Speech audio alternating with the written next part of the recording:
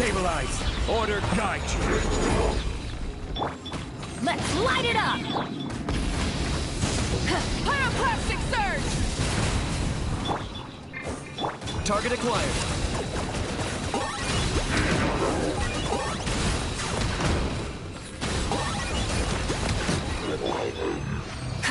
Full throttle!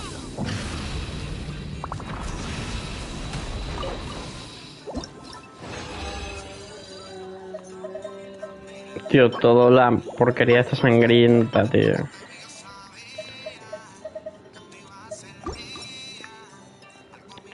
Sean el tema que me da.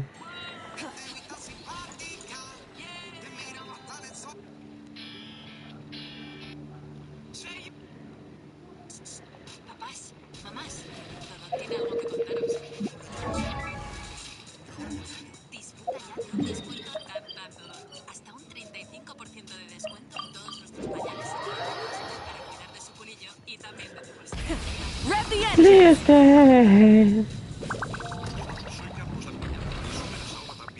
Ad Astra Abyss. Thank you for completing today's commissions. With our triumph over the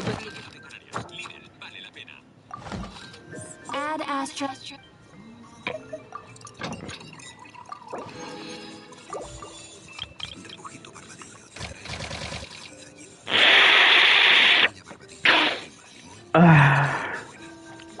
Me encanta la por la mañana.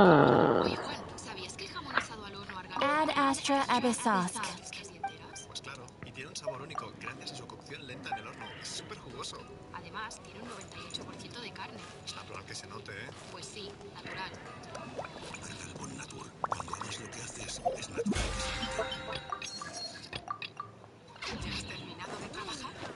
No hay mejor manera que escuchando canciones con un sonido claro y nítido. Pásate a Spotify Premium y disfruta de tus temas favoritos ahora con calidad de audio sin pérdida.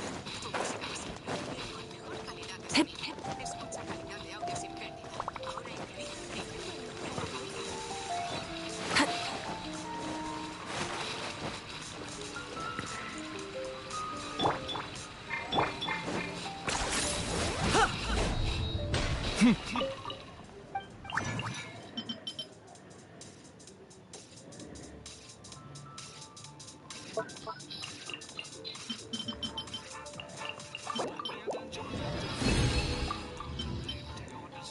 Ostras, ¿cuántas tengo tú, mamones? Por Dios.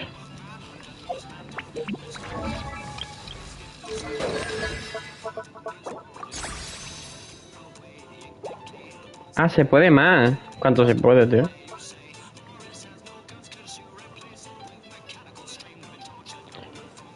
Pi, pi, pi, pi, pi, pi, me, I like hot, but I like.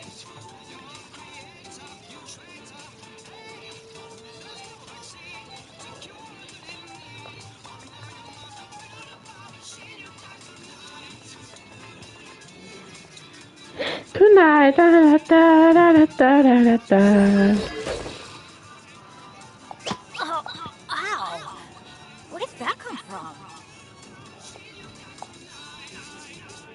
Bam, bam, bam, bam, bam, bam, bam, bam, bam, bam, bam, bam, bam, para, pa, pe, para, pa, pe, para, pe, pe, pe, pe, pe, pe, pe. Benny's Adventure Team, assemble! Oh. Oh. Or not.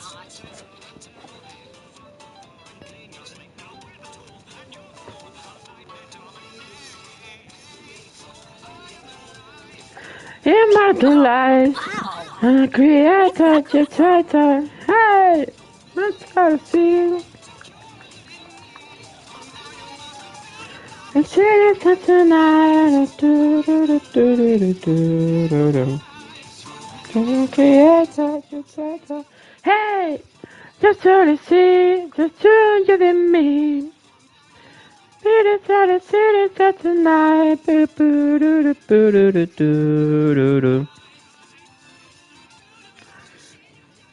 Ba da da ba da da ba da da ba da da.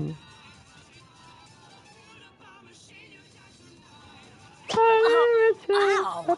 Where did that come from?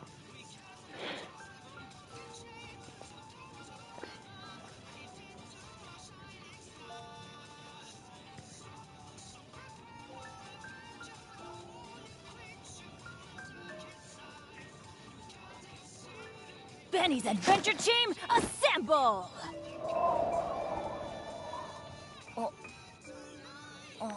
Bum bum bum bum bum bada bum bum bum bum bum badum bum bum badum bum bum badum bum bum bum bum bum bum bum bum.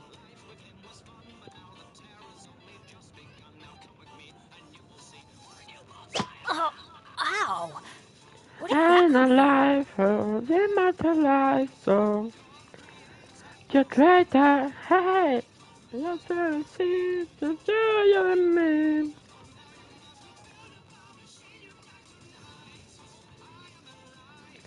Immortalized soul, Benny's adventure team, creator, just like that, assemble! hey, you're gonna see the joy of me.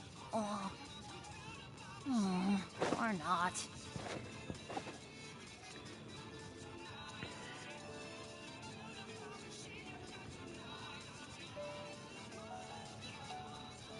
Oh, ow!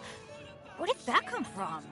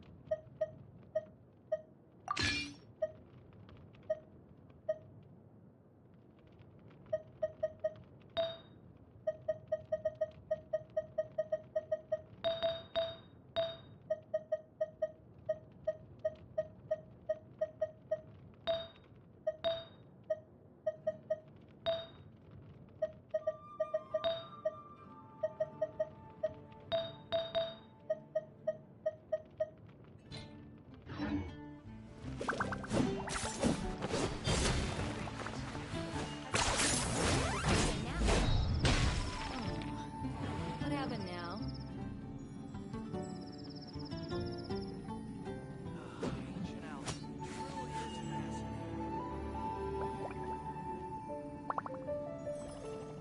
Did you hear what happened with the sky in Natlan?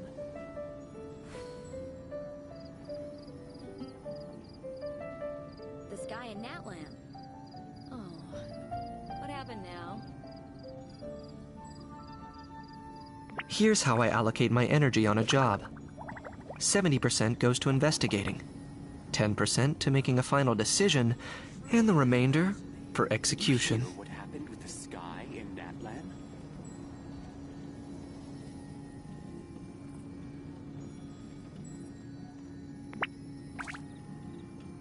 The sky in Natland.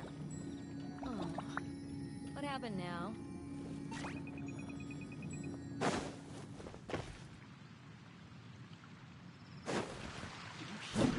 Yeah! Yeah! Huh!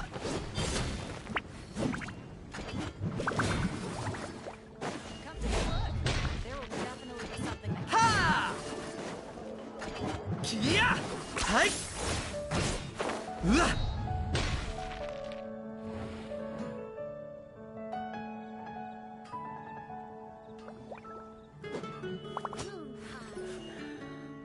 That's what I'll make tonight.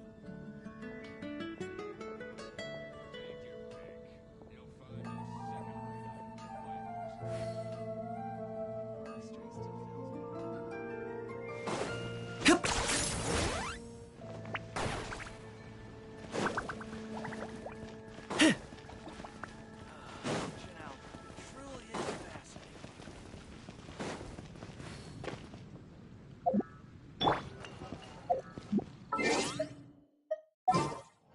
Come take a look.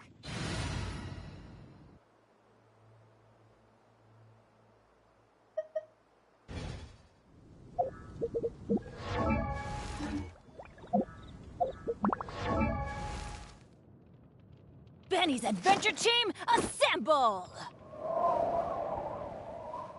Oh. Oh. Or not.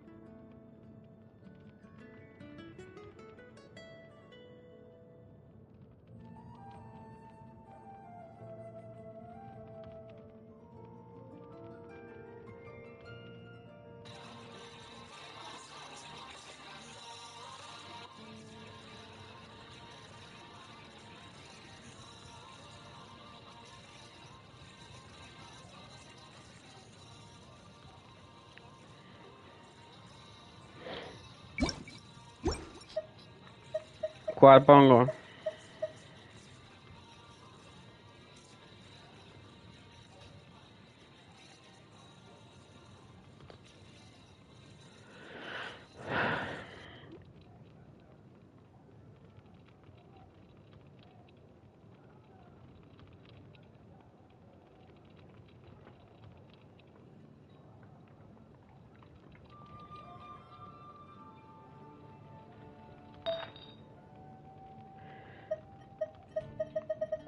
Cacota, cacota.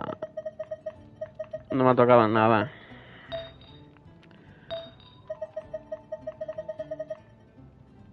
Aire puro y duro. Pi, pi, pi, pi, pim.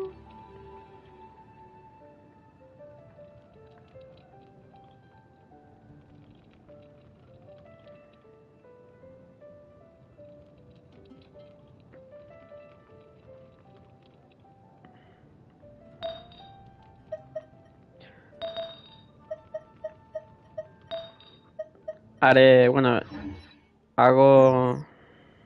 The neighboring nation of Liyue has the most prosperous commercial.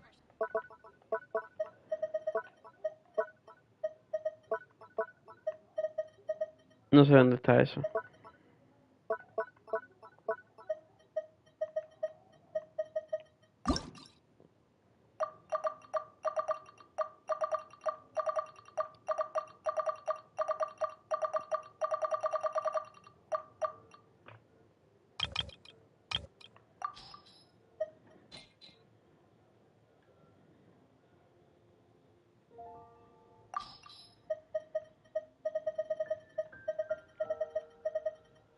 Daño piro, ¿no? Y... no.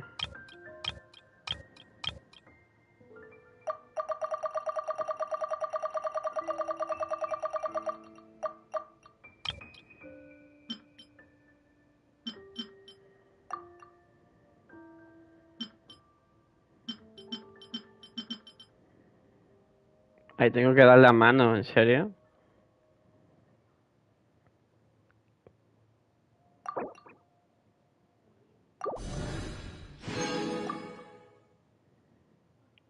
Ay, Dios mío, 24 días, tío.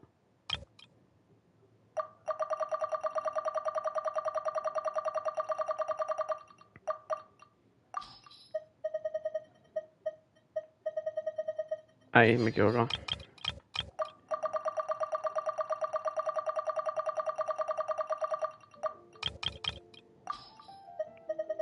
Daño piro. Secundaria. ¿Cuál?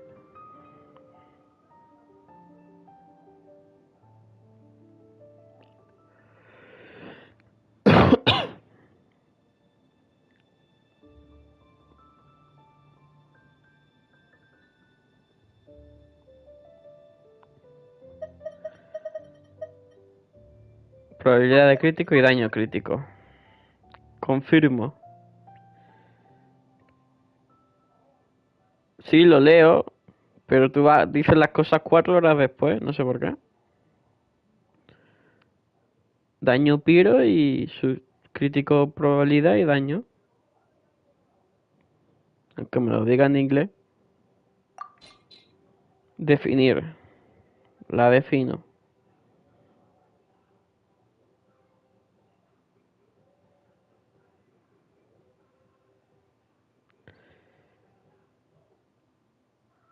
Definir. Cáliz de nobleza. Daño piro, probabilidad crítico.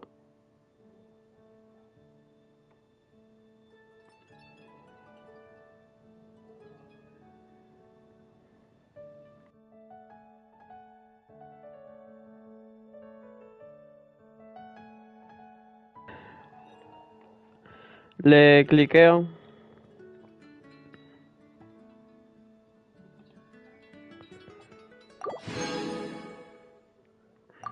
Bueno, he gastado esto para Bennett, tío. Jamás me hubiera pensado algo así. ¿Spam qué?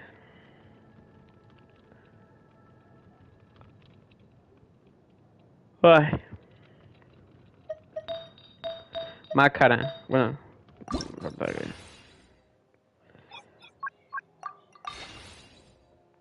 Le doy a todo, ¿no? Máximo.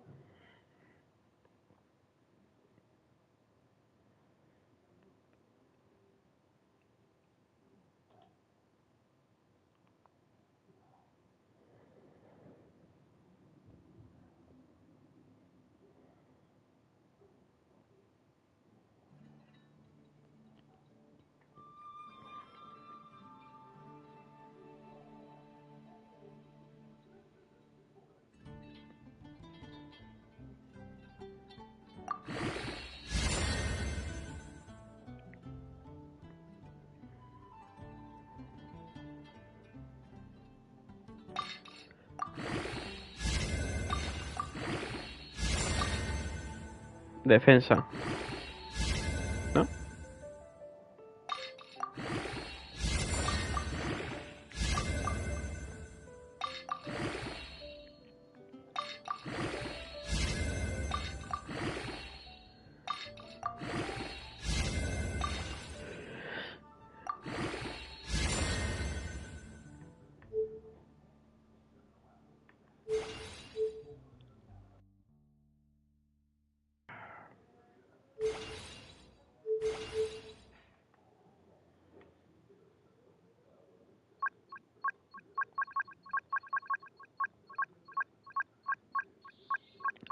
¿Ya?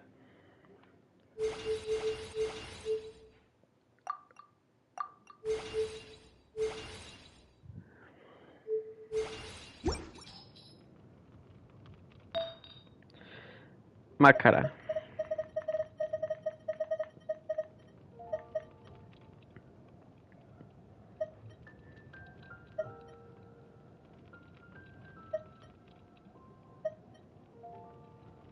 Esta, ¿no?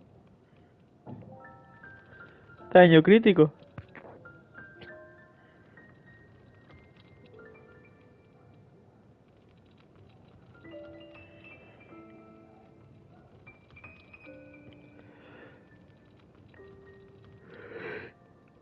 Uy.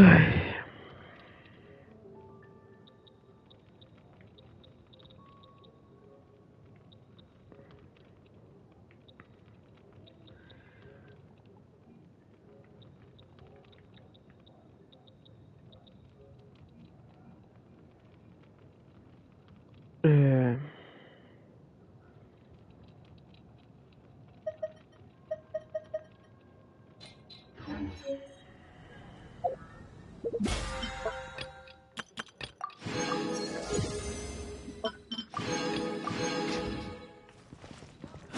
Ancient alchemy truly is fascinating.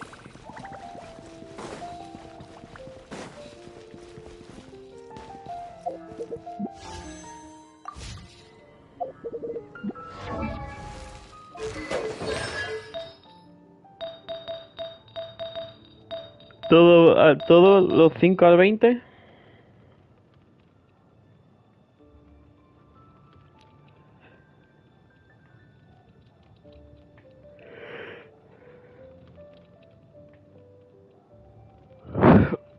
Los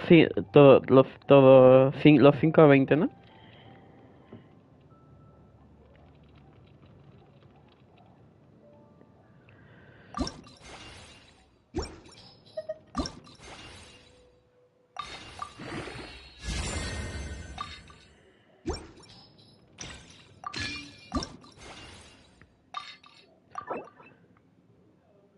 No.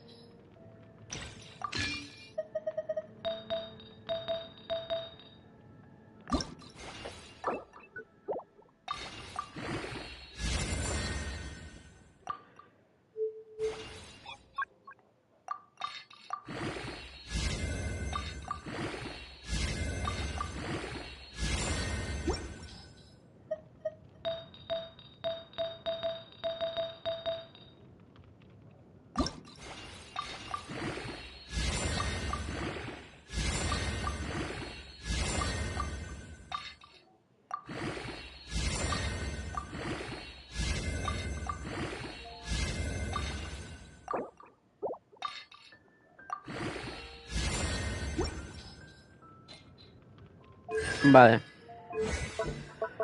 Esto lo tengo al 10. Y esto al 1 y al 4.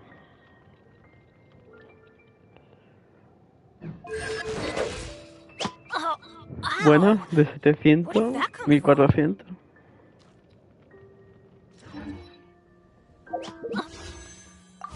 Ow!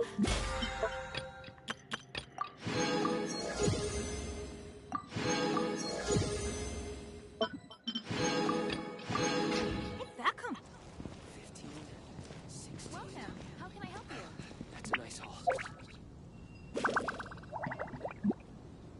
¿Ahora qué? Ancient alchemy truly is fascinating.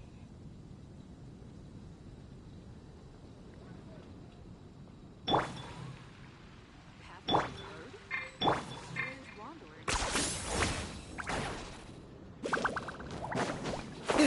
Today's recommendation La... is steak. How can I help you? Ancient alchemy truly is fascinating.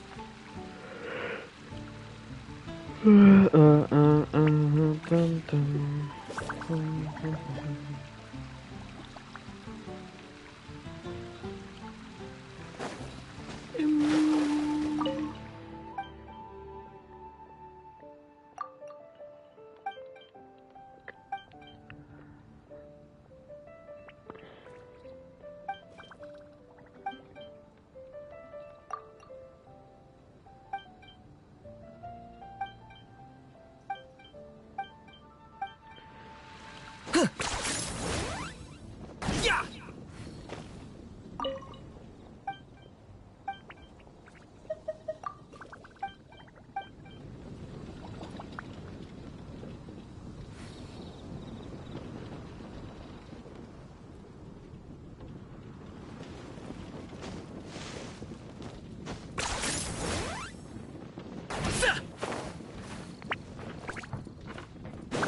Is this really necessary?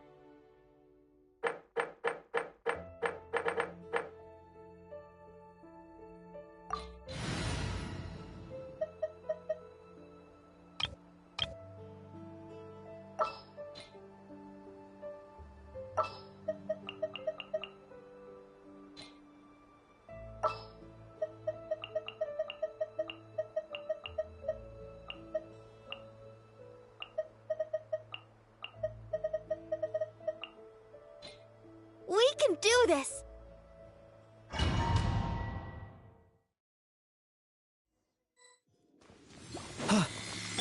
Let the show begin.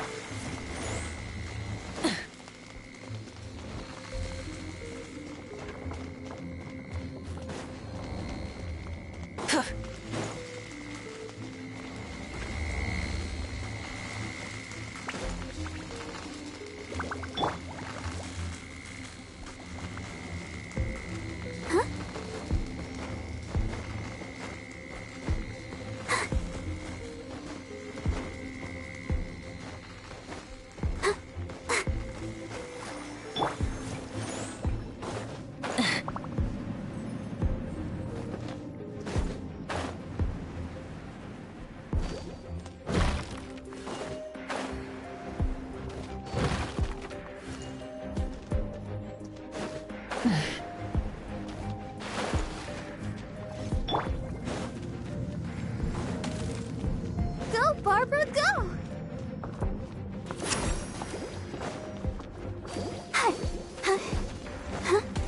I'll protect us.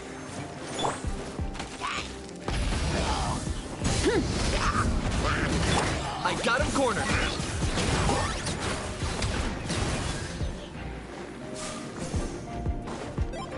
I got it cornered.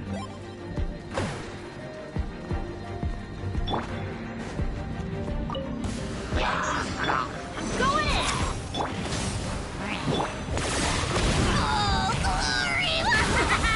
Locked on. To which none can compare. Especially not when I'm in a bad mood. Easily insect.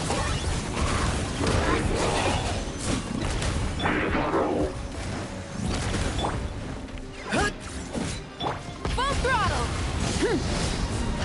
Light of the blazing sun!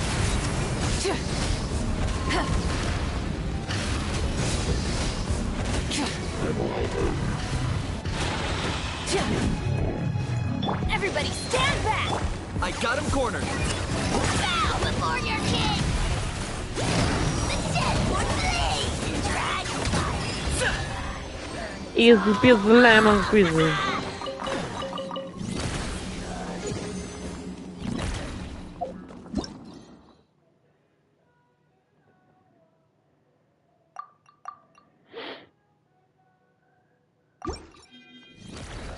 Nice. Vamos a correr.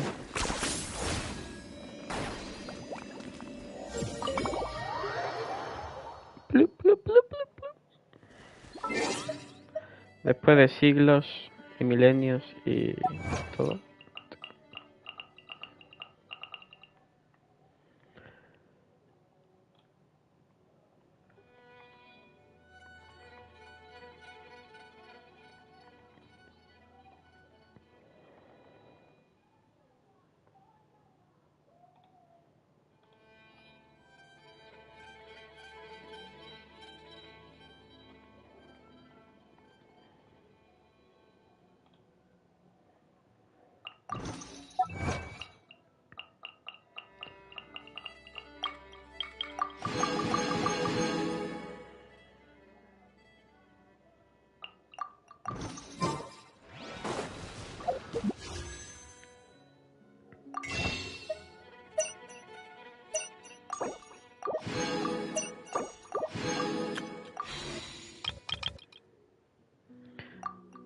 ¿Este cómo está? Sin datos. Ah, ok. No tengo datos de permanente, ¿en serio?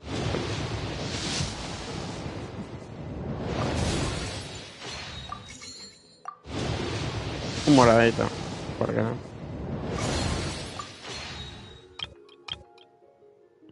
Inefo. Inefo.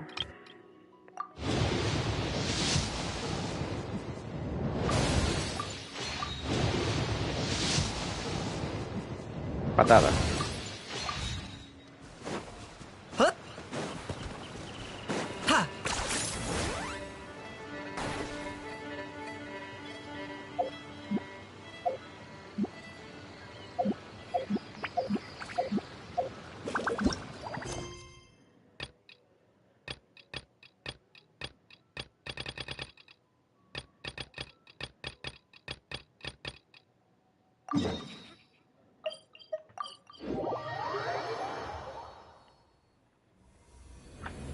Let the show begin.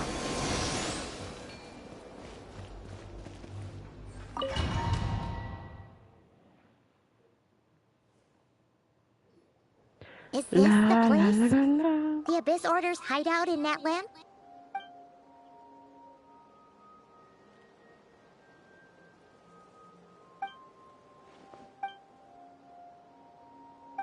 It's been so long.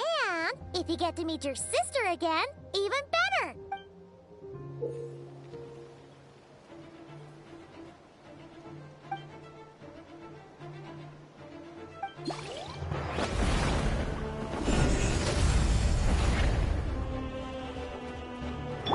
I'll protect us.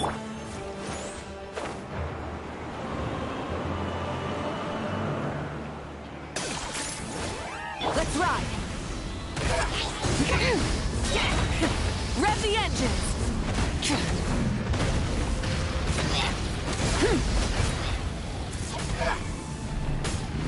Incinerate! Locked on.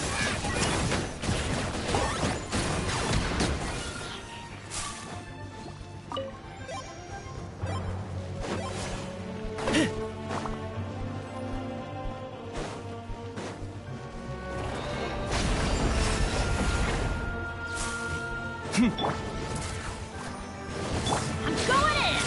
I got him cornered.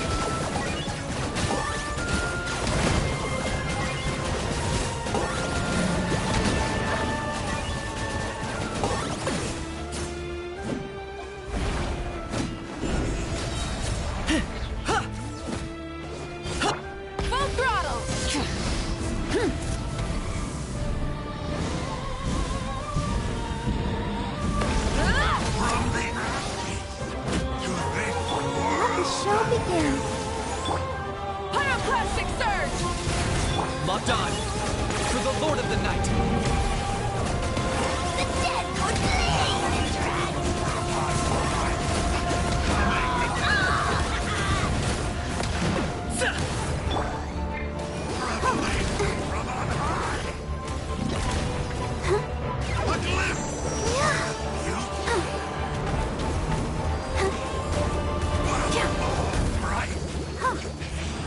Let's dance. Target acquired.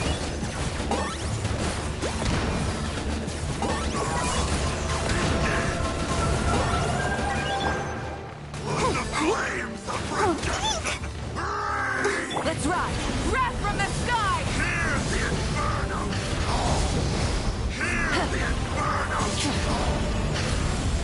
This is a very different battle from the one we fought with the Ansan. No one's backing down. They're fighting back with everything they have.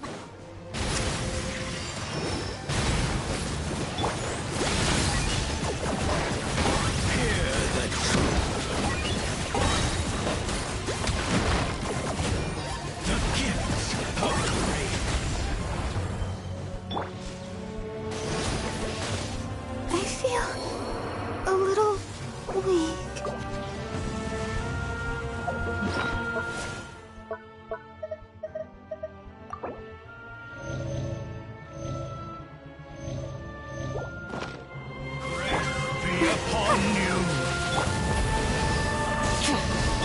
I got him cornered.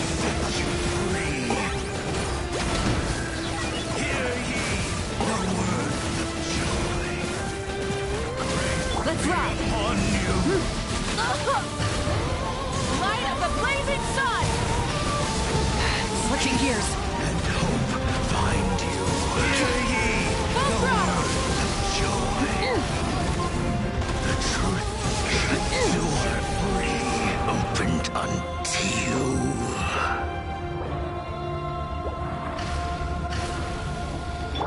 Let's dance.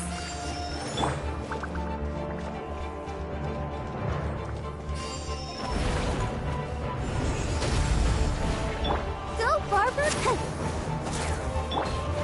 Adventure time! Target acquired.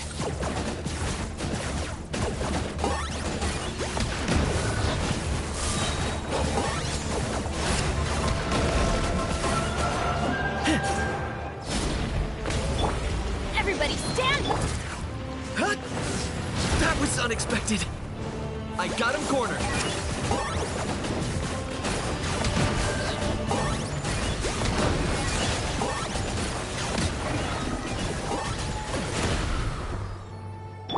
Try and stop me!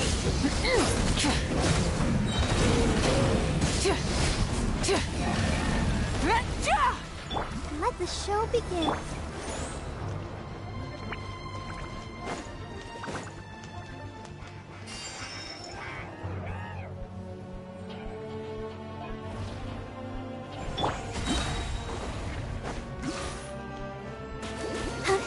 Let's ride! Rev the engines!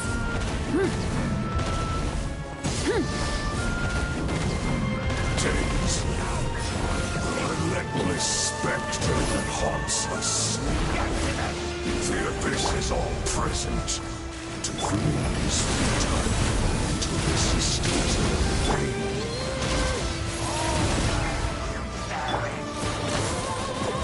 Flame me souls! Which none can compare. Not when I'm in that mood. Measly insects! My mistake. Go, Barber, go! Shall rise once again.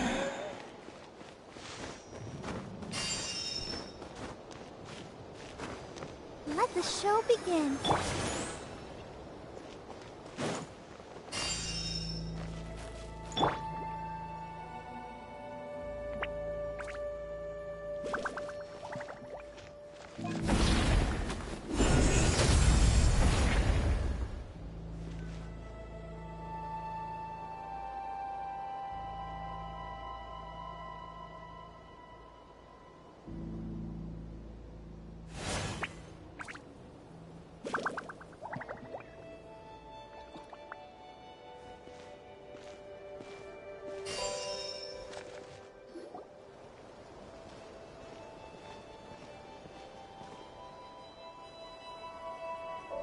Twilight Sword Dainsleif. Is this really what you want?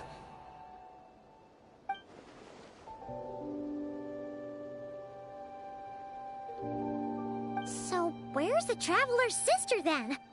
Or is this guy supposed to be in charge here? So, this is a hunt to you. I must say I pity you, Dainsleif. The death you dole out so readily to others is a luxury you yourself cannot enjoy. But today, that is the least of your worries. Do you realize that all your years of pursuing us are being rendered utterly meaningless, even as we speak?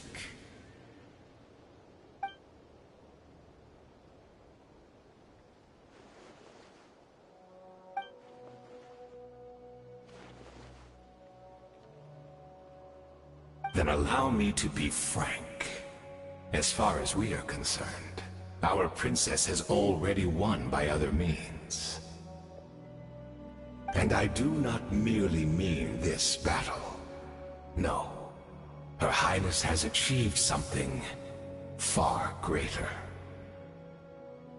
For today, the Abyss Order's greatest wish has finally been fulfilled.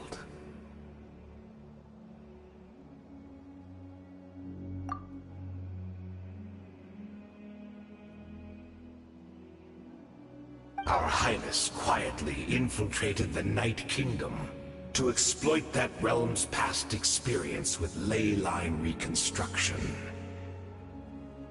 And then used the Loom of Fate to reweave the ley lines of Conria. What? She used the Loom of Fate? Wait, does this mean the attack on the Masters of the Night Wind was all a smokescreen to give her some cover? Oh no! This makes too much sense. Correct. As of now, our homeland has been revived. And all of my comrades that you have slain, Dainsleif, they shall forget the struggles that have beset them these past 500 years, and begin their lives anew in a Conria restored to life.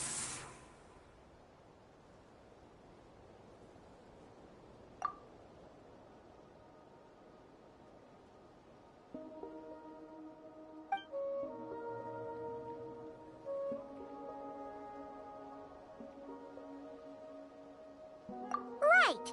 You still need a few steps after that. Plus, if it was really so easy, Malika and the captain would have had a way easier time during the war.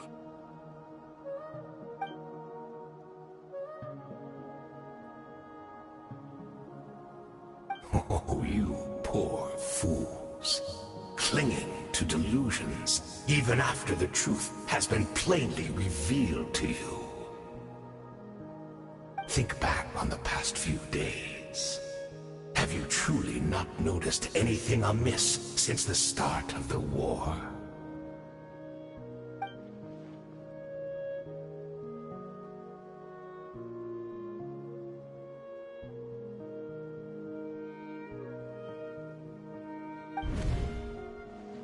I sensed something strange in my dream. It was vague, but it seemed as if some noise had found its way into Natlan's ley lines. Oh, what does that mean? Hard to say. I don't think it had any tangible effect on the Night Kingdom or on our ley lines, but still. It's like a signal that exists on a different dimension of reality. It might not interfere with ours or pose any detectable risk, but I just get the sense that something strange is going on.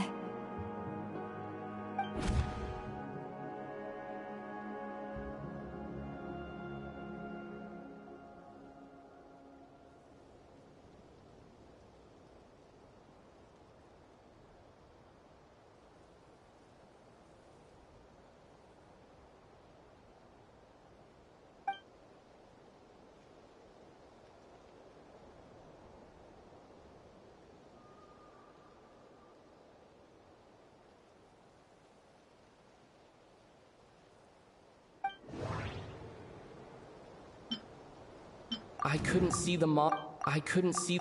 According to the Abyss Order.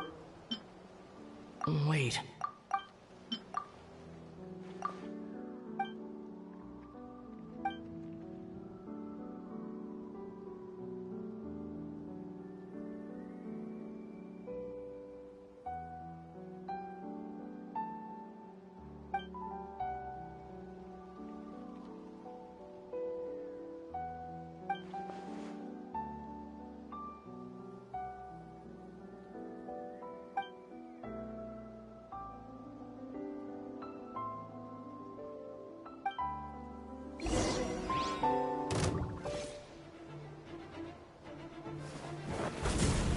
Give in to the I'll embrace protect of the us. abyss. Be baptized.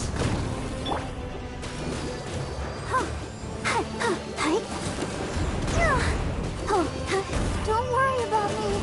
Come on, we can do it. Go, Barber.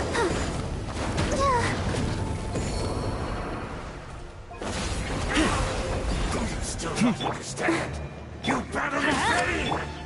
Burn it! The Abyss Order's mission has been fulfilled!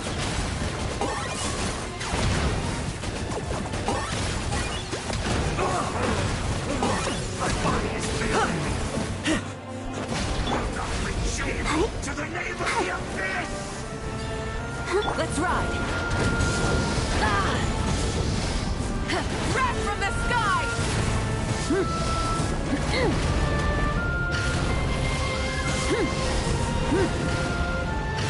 Locked on.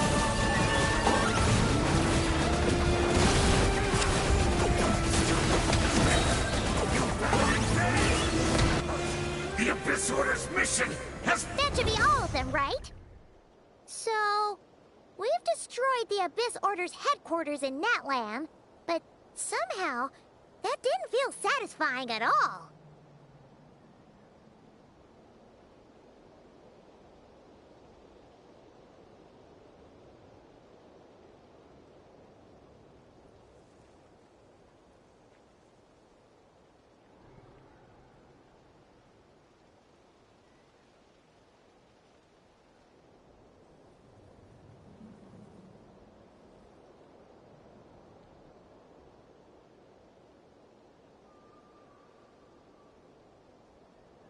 Are you still thinking about what that guy said? You look really worried.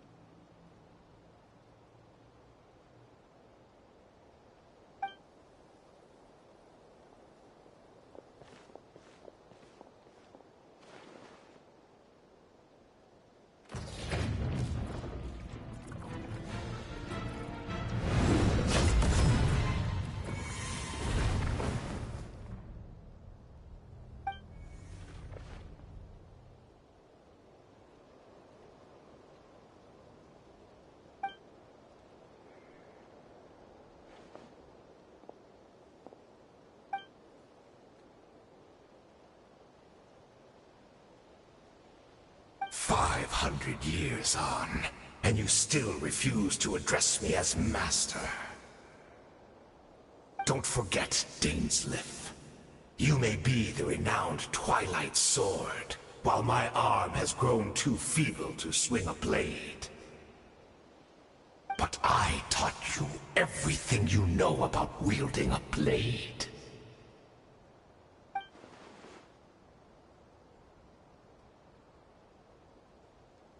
Be that as it may, under the circumstances, I see no further reason for us to fight. The curse of immortality means neither of us has a way to completely destroy the other.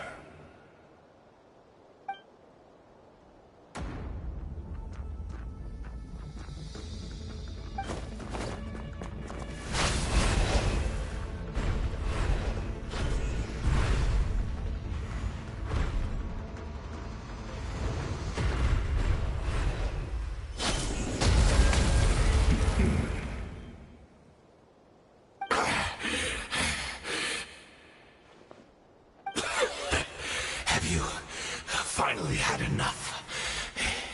You were joking then, huh?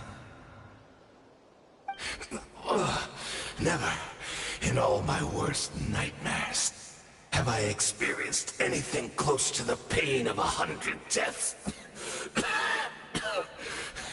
Surely, there's no point taking out all your hatred on me alone.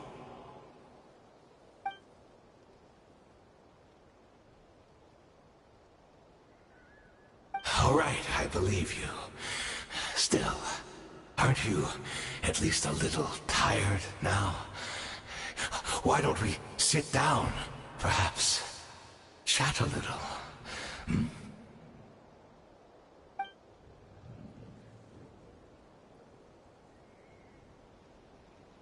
What? Not a fan of reminiscing about old times? Well, I suppose you don't have many fond memories to look back on.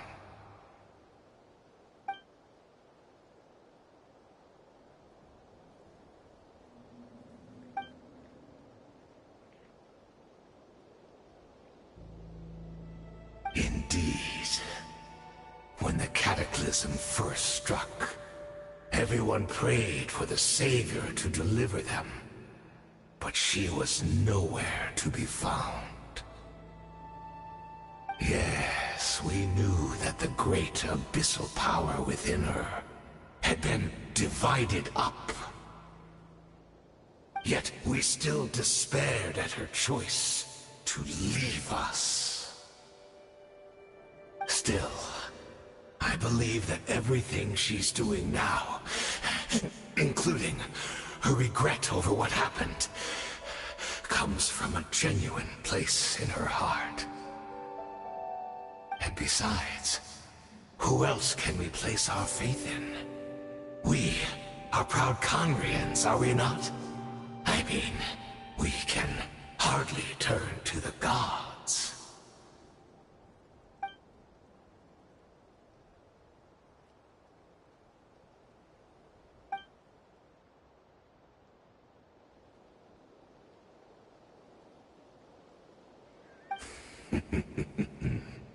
Is that so?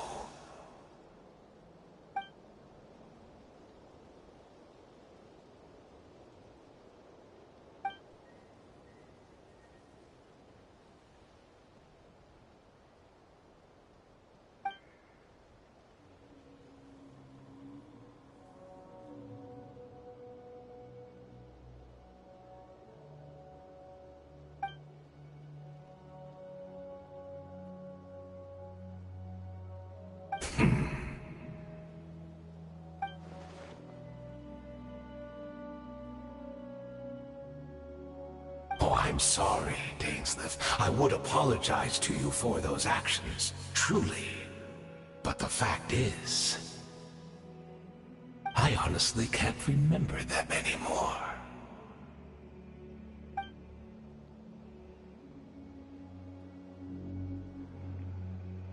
Look at me. Look at what has become of me. Only by the Abyss's grace have I managed to maintain this physical form. But as for the rest, memories, spirit, emotions, personality, they have long become eroded, fragmented beyond recognition. Even if mine was a past steeped in sin, or in shame I once longed to hide, I would wish to remember it. Without my history, I fear I will become another person entirely. I would like to apologize for any misdeeds that are mine. So please, tell me everything. Tell me about the Conria we once called home.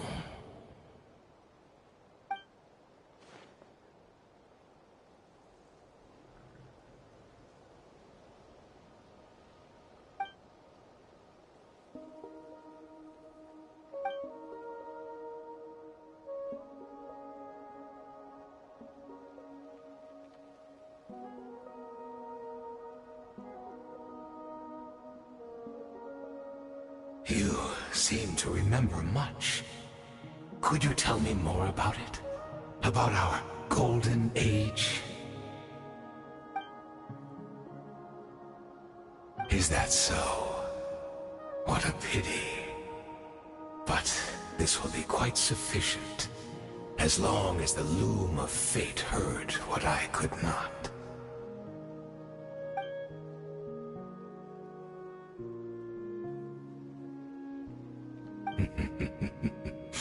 I'm afraid I owe you yet another apology, Dainsleif.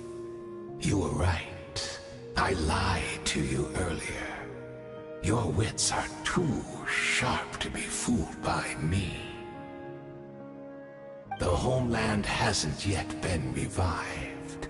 In fact, even the ley line weaving is not yet complete. Think of ley lines as the collection of memories concerning a given place.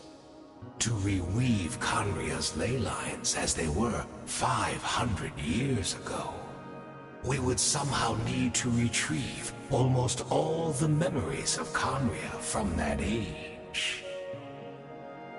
The loom of fate cannot weave without an abundant supply of memories. And so, we relied on everyone in the Abyss Order to provide what they could. Even though fragments are all that remain in most cases, the more we all share, the more that can be restored.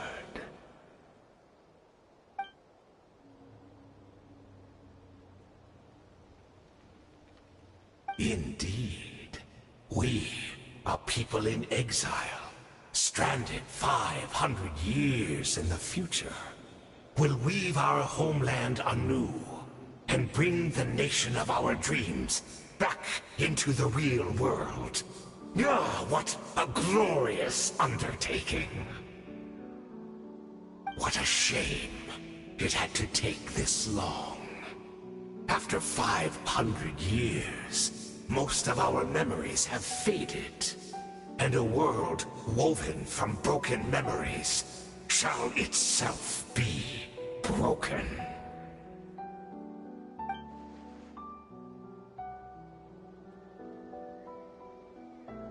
Precisely, for you possess a ring left to you by your elder brother, which continuously resets your body's condition. Of course, we had to... Perhaps.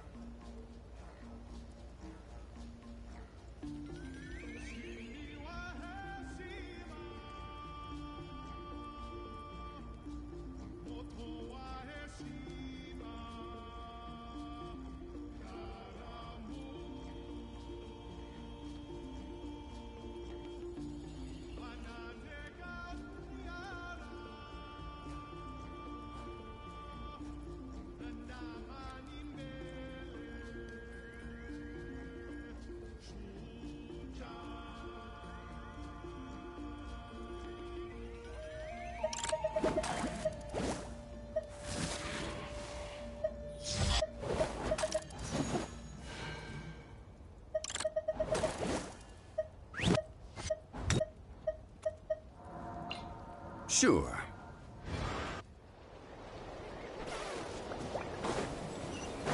It scared her! Great! She's still here!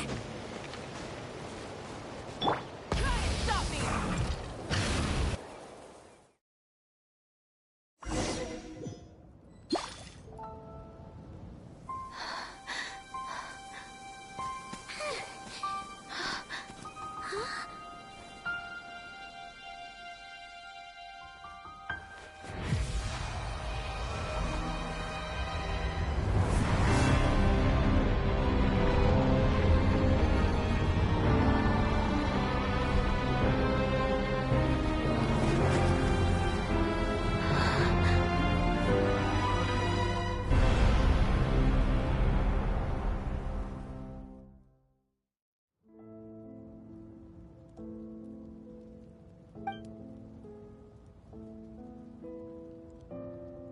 We're not from the same world, are we?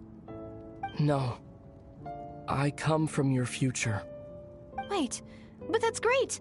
That means the world isn't going to end. In that case, tell me, what happens to Conria? What happens to my homeland? No, wait. Don't answer that. We can only fight for our future. If the future is unknown, I still believe the Savior can turn things around.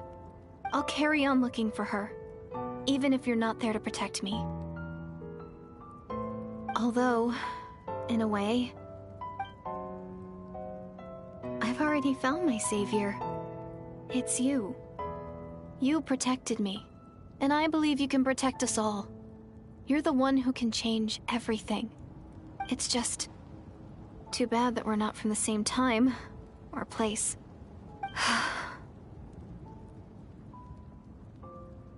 Oh, one last thing before I forget. I know how much you want to find your sister. Surely she must be desperate to find you too. So, is there anything you can give me as a memento? Proof that we met? That way when I do find her, I can convince her that you're also searching for her.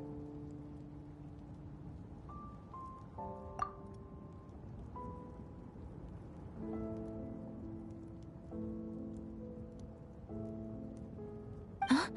What is it?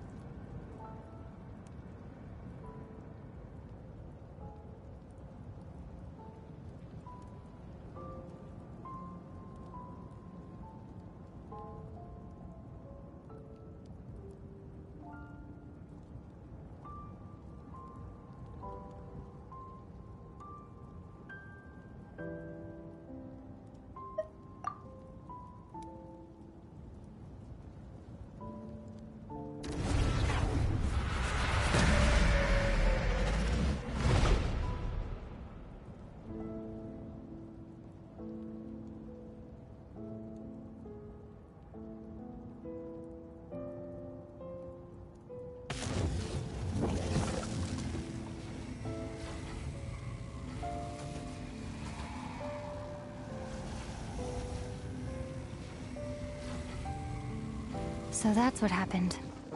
Istaroth, the ruler of time, must have had a hand in this.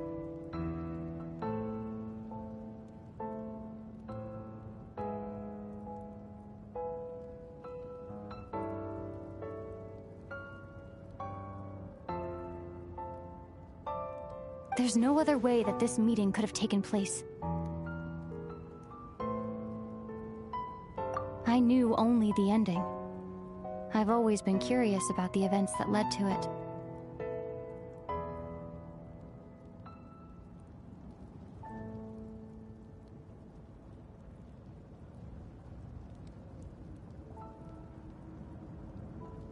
When the Cataclysm first began 500 years ago, I, as the Princess of Conria, was preparing to do my part, to fight back with all my might.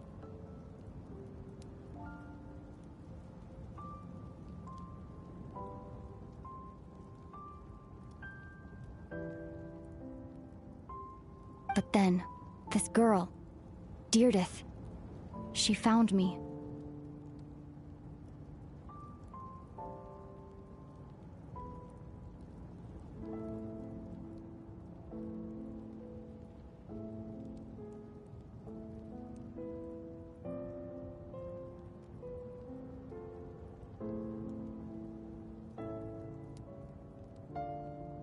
The irony was that even as she desperately begged me to save the world, she brought me news of you. I was stunned, and I was suspicious of her claim that you were searching for me. But then, she showed me the key to your hibernation chamber.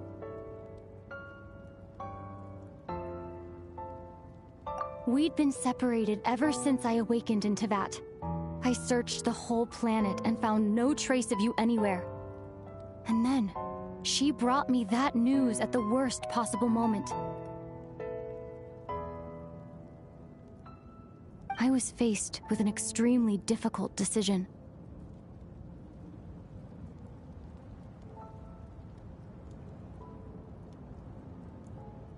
I desperately wanted to see you again.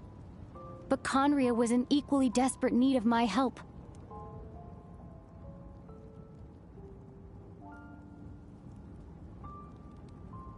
I knew that no matter what I chose, I'd regret my decision for the rest of my days.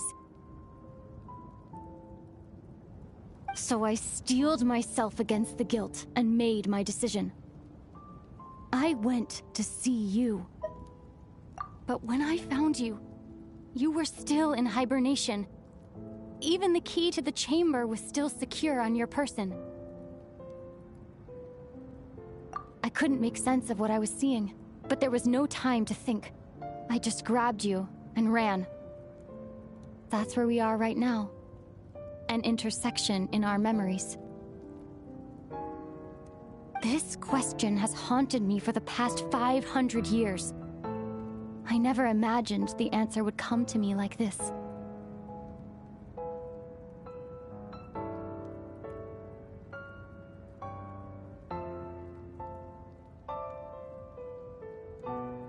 So my actions 500 years in the future set everything in motion. Are you mocking me, Istaroth?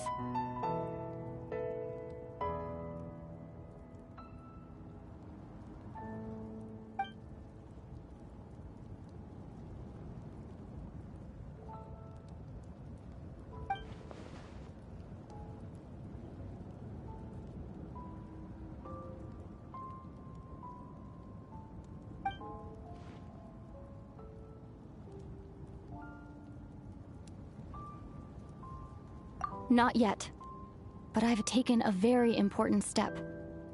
Now, the ley lines of Conria are complete.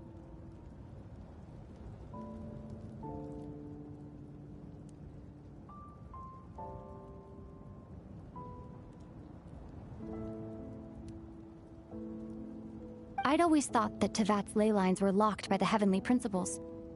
No more can be added, and existing ones cannot be replaced.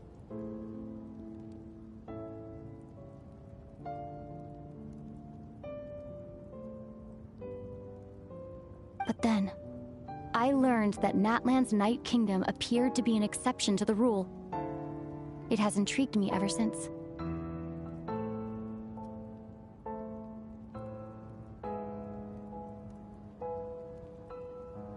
So I directed the Abyss Order to feign an attack on Natlan, buying me some time to enter the Night Kingdom and negotiate with the Lord of the Night.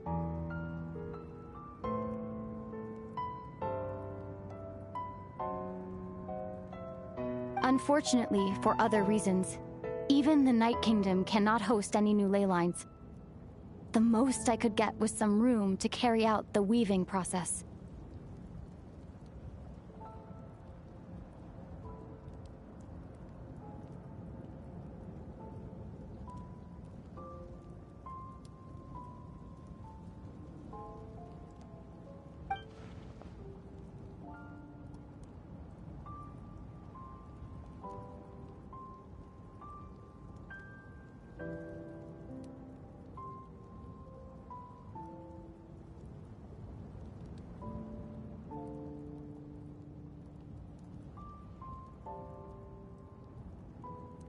Still, I received the Lord of the Night's permission and activated the Loom of Fate.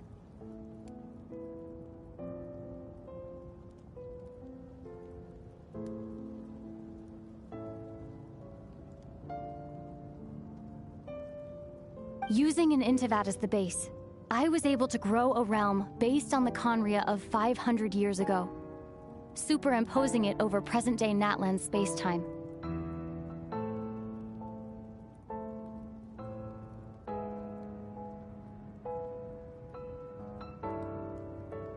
That superimposition is what allowed you and Deirdith to cross paths.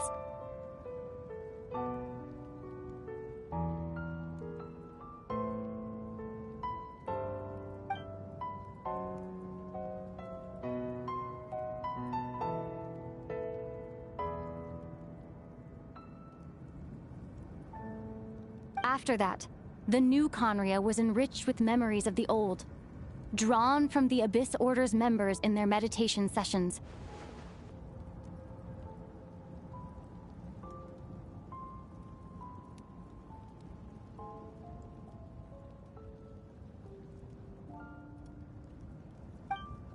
With those memories as raw materials, and the superimposed realm as a template, the Loom of Fate finally finished its work.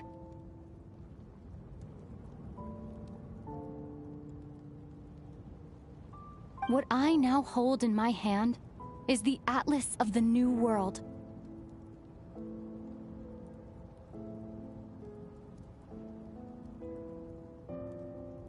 This is the product of the Loom of Fate, holding within it the entire network of New Conria's ley lines. With this, the nation once known as Conria can rise again.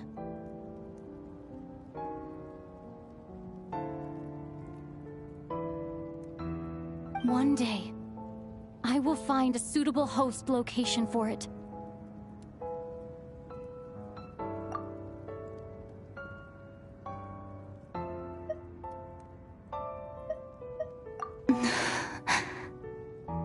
When I first arrived in Conria 500 years ago, my memory was completely blank. It was only after I had served as their princess for many years that I slowly began to remember everything, including you.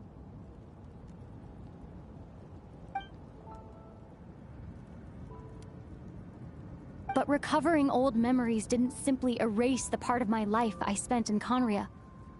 I still see it as my second home.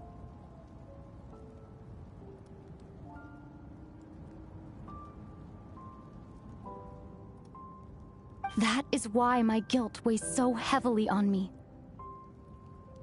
But even so, that only constitutes part of my motive. More importantly, if I wish to speak with the heavenly principles as an equal, I will need the might of an entire world behind me.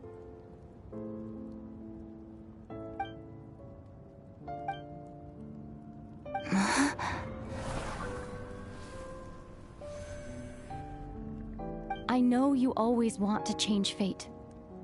We both do. But this time, I won't let you succeed. I cannot miss the chance to reunite with you 500 years in the past. No matter what.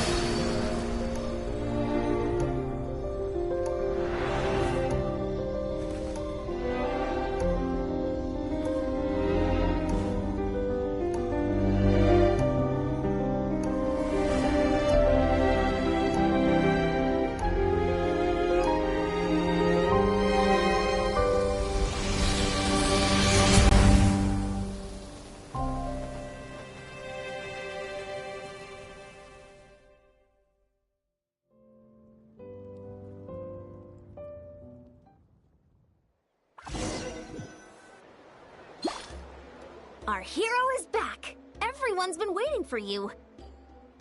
The Abyss Order made a full retreat before our forces even arrived on the scene.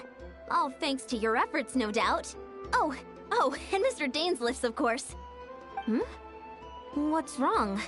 You look upset. Paimon doesn't know the details either. The Traveler just disappeared after taking Deirdre's hand. It was like they got sucked into another world. Paimon was looking all over for him, and then he suddenly reappeared, right back in the same spot, but looking a lot more glum.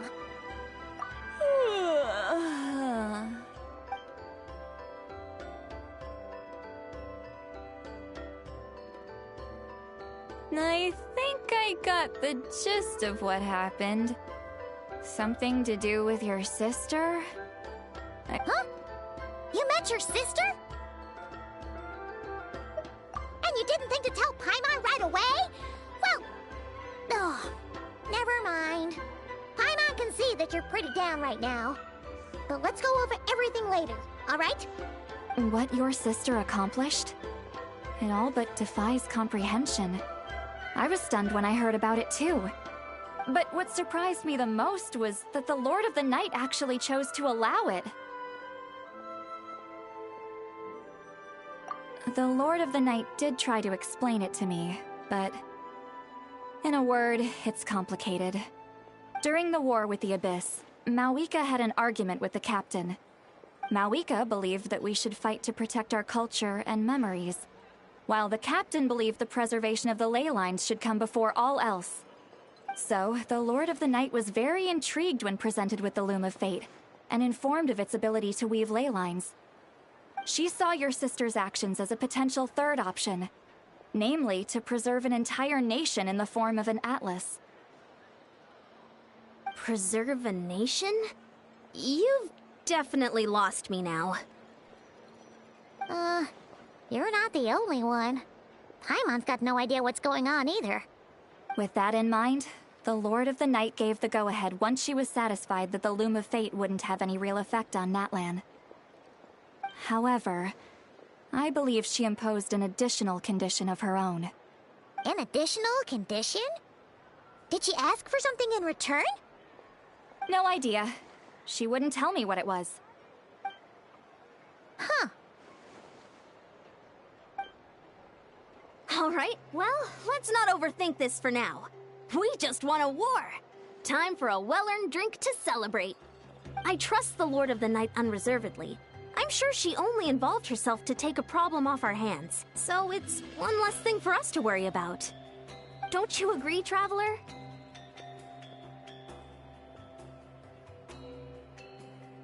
Come on, let's head back to the Collective of Plenty. Oh, Varessa should be there too. We'll treat you to a real feast.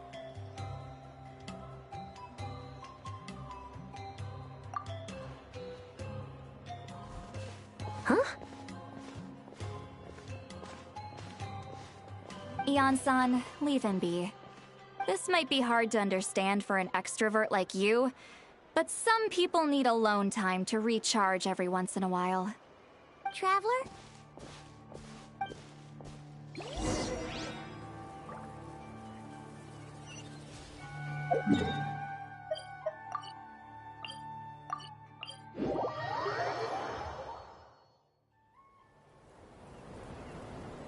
Full throttle!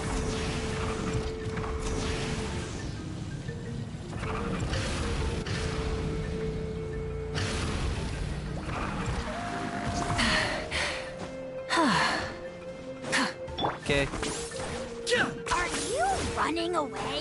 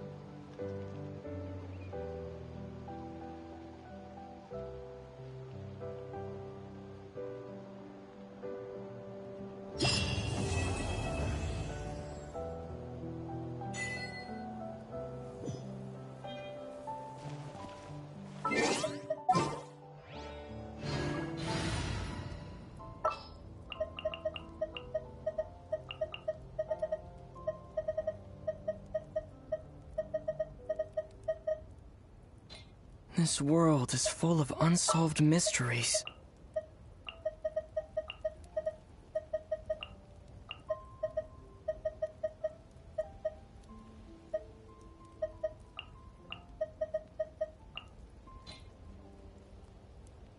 You got a side job for me?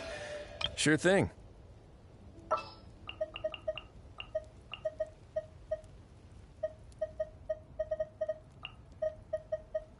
Gonna be epic.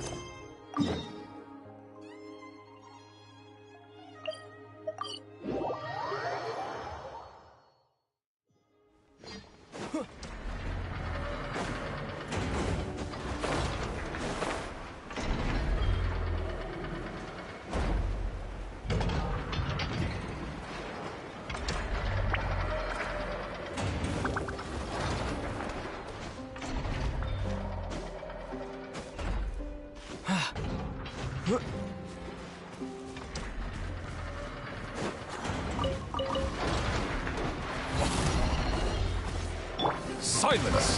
Cleanup sequence initiated.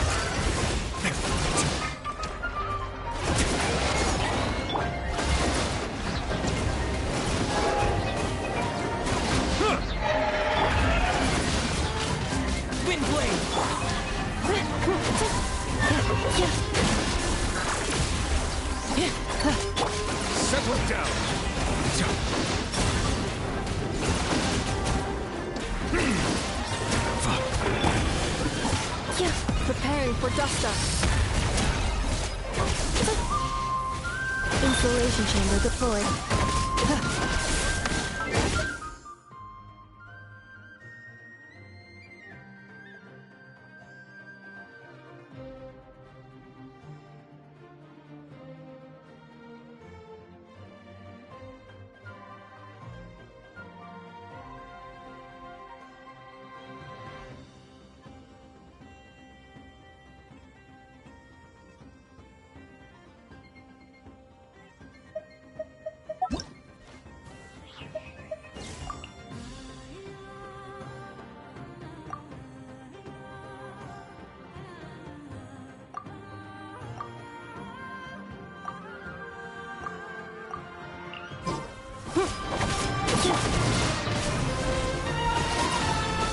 Disappear!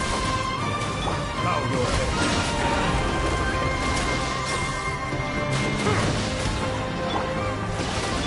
Cleanup sequence initiated. Only now. Stay cool. Face your guilt.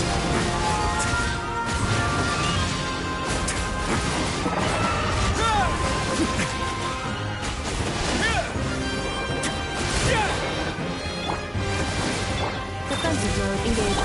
Silence!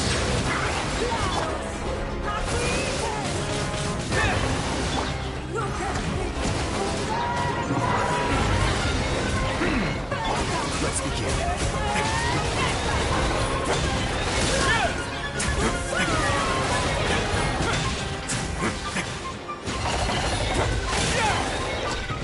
Cleanup sequence.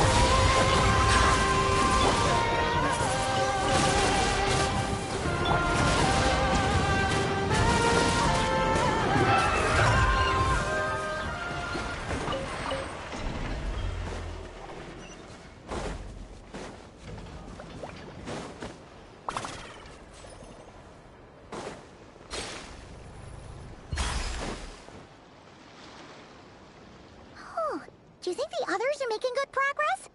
Hope it's all going smoothly. Oh, hey look! They made it back as well! Flintz! Lama! How did it all go? All is well, thank you. Nefer and Yehoda had to stay at the curatorium to wrap things up, so they won't be joining us for now.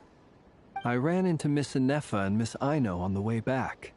Their work is still in progress, so I suspect they won't be back for a while either. You seem rather cheerful today, Mr. Flintz. I certainly am.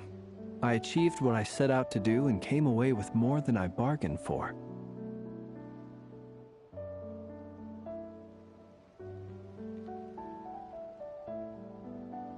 Fighting alone can get quite tedious, but I had the good fortune to run into a pair of brave young warriors. We meet again. How have you been? Albedo! What are you doing here? Thankfully, tracking you down turned out to be a lot simpler than we envisaged. These two courageously lent me a hand while I was fighting the Wild Hunt. When they told me they were Servarka's colleagues, it all made sense. And given how people of outstanding talent tend to cross paths, it's no wonder you're already acquainted. So, who's your travel buddy, Albedo? Why don't you come and introduce yourself?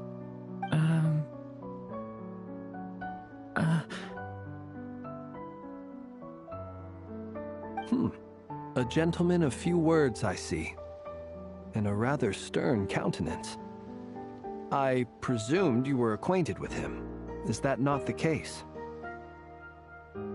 It's nice to meet you. Again. We've technically met before.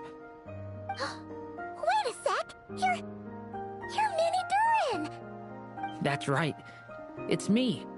I'm glad to see you again. By the way, he says it's okay if you drop the mini. Yeah, I'm not as mini as I used to be. Interesting, isn't it? The first step towards blending into human society appears to be reflecting on whether one's name really reflects who they are. Wow! You look so different! In a good way, of course. It's great to see you looking so healthy. Thank you, Paimon. And although you're as mini as ever, I understand that diminutives don't always convey endearment. I'll be sure to simply call you Paimon, as a sign of my great respect for you. Wow, you're such a smooth talker now.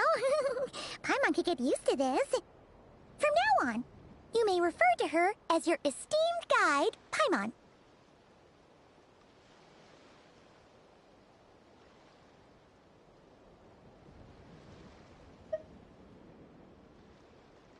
Personally, I think our little Paimon is the perfect size.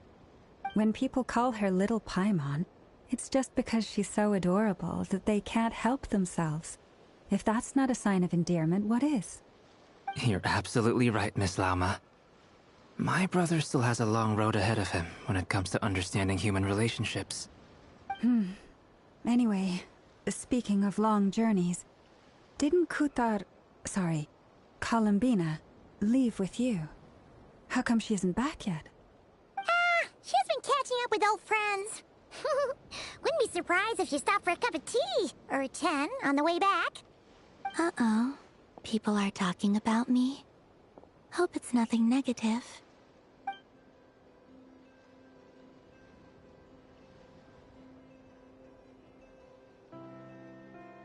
Judging from your expressions, I'm guessing it all went well? It's getting crowded here. I'll go grab some chairs. No need. This is a job for an alchemist. I'll whip some up momentarily. Thank you for your hospitality, ladies and gentlemen, but I was merely escorting my friends back. I'll be meeting Zendrone shortly, as we still have some things to discuss. It's been a pleasure, everyone. But this is where I'll say goodbye. We really appreciate your help.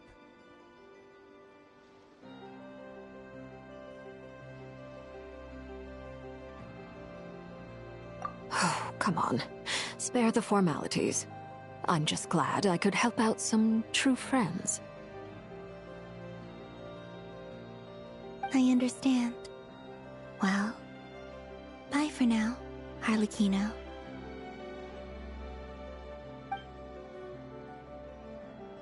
Oh, this place is hopping. It's probably a good thing one of us left. Otherwise, we might not fit all these people in. Are you saying we're about to run out of chairs? As a matter of fact, I am. Come on in and see for yourself.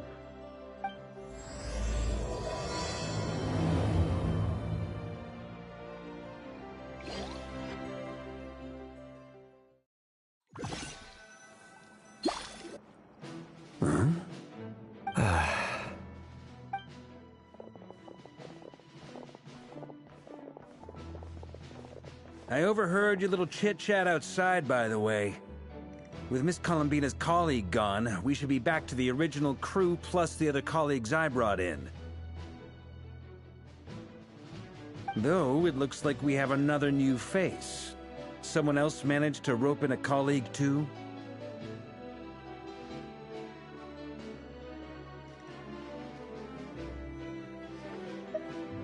Frankly, you and Paimon are the only people I know here. This here is Deansliff, colleague of Tibet's greatest guide, Paimon, and greatest adventurer, the Traveler. Well, not exactly colleagues, more sort of friends. When someone else jumps in to do the announcing, you know you're speaking to someone important. Let's hear what he has to say. Note to self. Once Paimon knows your name, the rest of the world will soon follow. When he comes looking for us, it's usually something important. Paimon's guessing you've heard about the Wild Hunt, then. From the looks of it, you're about to hold a meeting. If I were to say that the Wild Hunt is our mutual enemy, would that earn me a seat at the table? As the saying goes, the enemy of my enemy is my friend. Mr. Dainsliff, there's a seat with your name on it. Though, I can't promise the same for everyone else. Hey, Albedo, think you can rustle up a couple more chairs? After all this time apart, Grandmaster Varka's first order is to rustle up a couple more chairs. Is he being sarcastic? Hey, he's your brother. Why are you asking us? I've still got a lot to learn about the nuances of human conversation. Trying to decipher Albedo's way of speaking has been like jumping in at the deep end. Oh, good point. Paimon Don't sweat it. There are people who go their whole lives without getting the hang of it. You're ahead of the game already.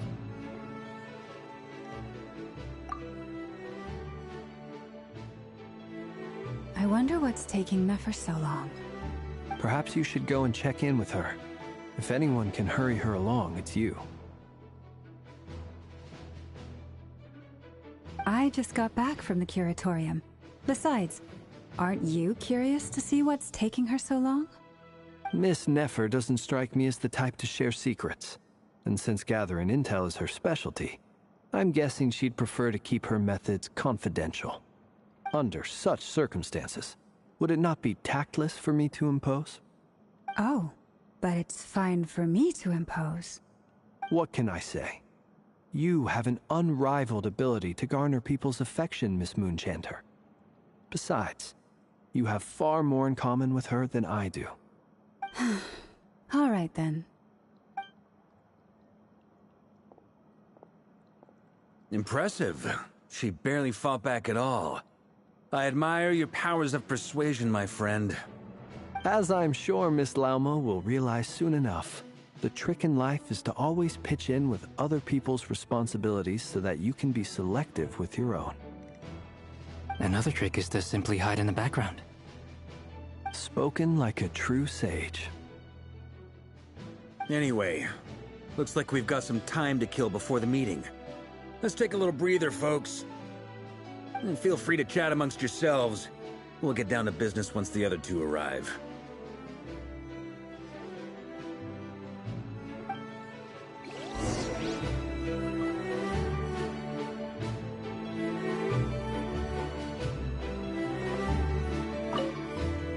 You're both awfully quiet. Why don't I start us off with an icebreaker? Much obliged. Have either of you ever had your portrait painted? If not, I'd be glad to help. That sounds like a lovely idea. You know how to paint, then? I dabble occasionally. He's an excellent painter. Tables, chairs, people, dragons, you name it. He'll paint it for you. I'm flattered. If I ever get the chance, I'd like to give it a try myself. I'll bear that in mind. Anyway, how about you, Durin? What sort of portrait would you prefer? Oh, I'd be fine with anything. Whatever style feels best to you. Very well. Then I'll play it by ear. You can replicate any style I want? I can try. If you show me a sample, I'll do my best to match it. Thank you. In that case, I'll dig up some reference material for you.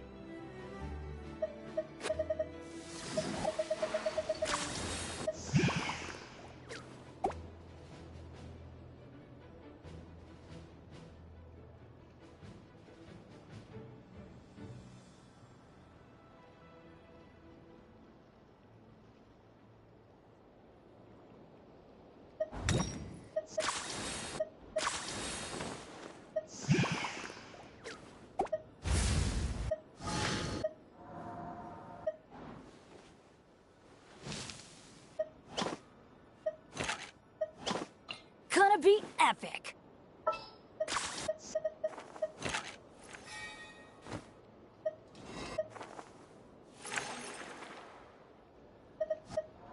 Sure.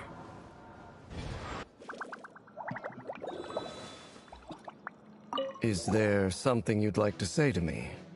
Yeah! For starters, why'd you just show up here without even giving us a heads up? If you think back to our previous interactions, you may recall that that's hardly out of character for me. You do have a point there.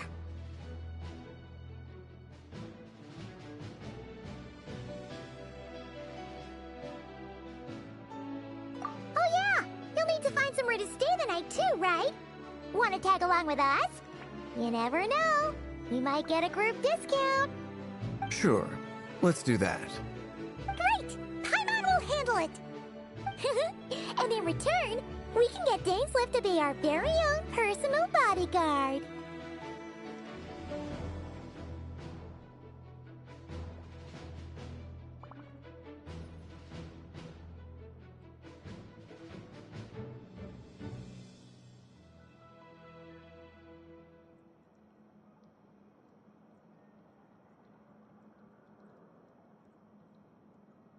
If that's what you had in mind, you should have said so sooner.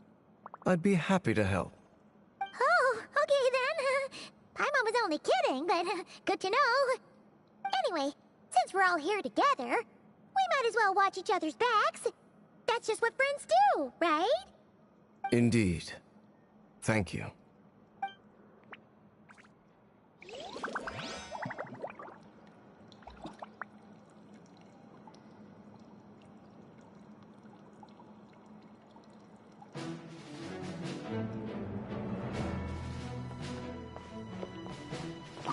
Truth be told, I can't remember the last time I was in a meeting with so many people.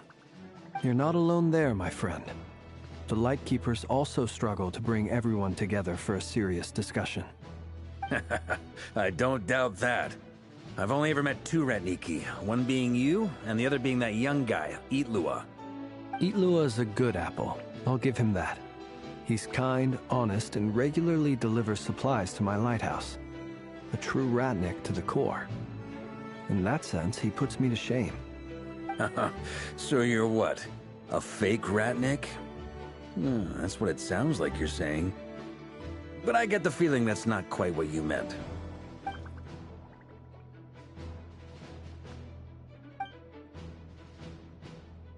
Come on, why the awkward silence? Sorry. I'm not even gonna bother trying to hide it. You've known all along, haven't you, my friend?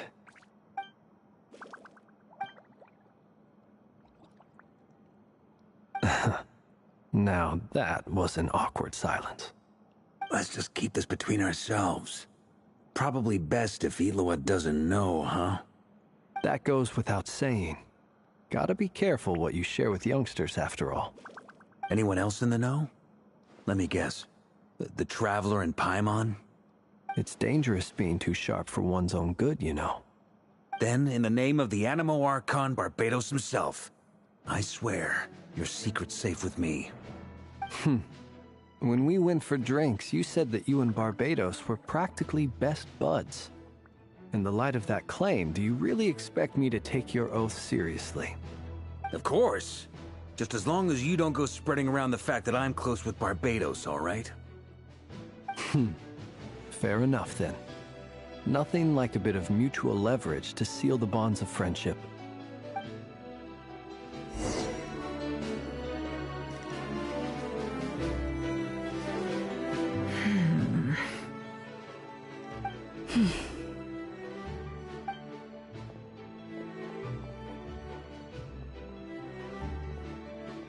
Ah, Miss Nefer. You made it after all.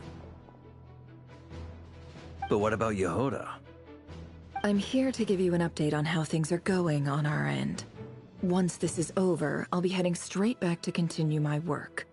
I left Yehoda back at the Curatorium to watch over things while I'm gone. Huh. So much for just this once.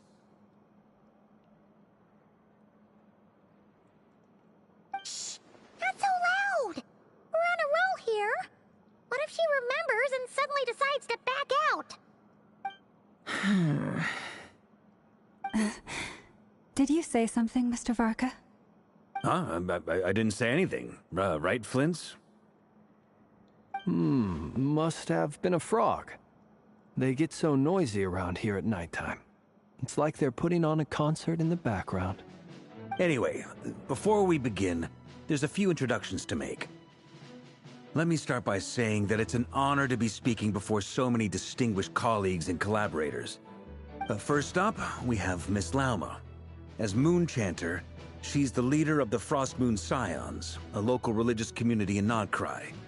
Then there's Miss Nefer, boss of the Curatorium of Secrets.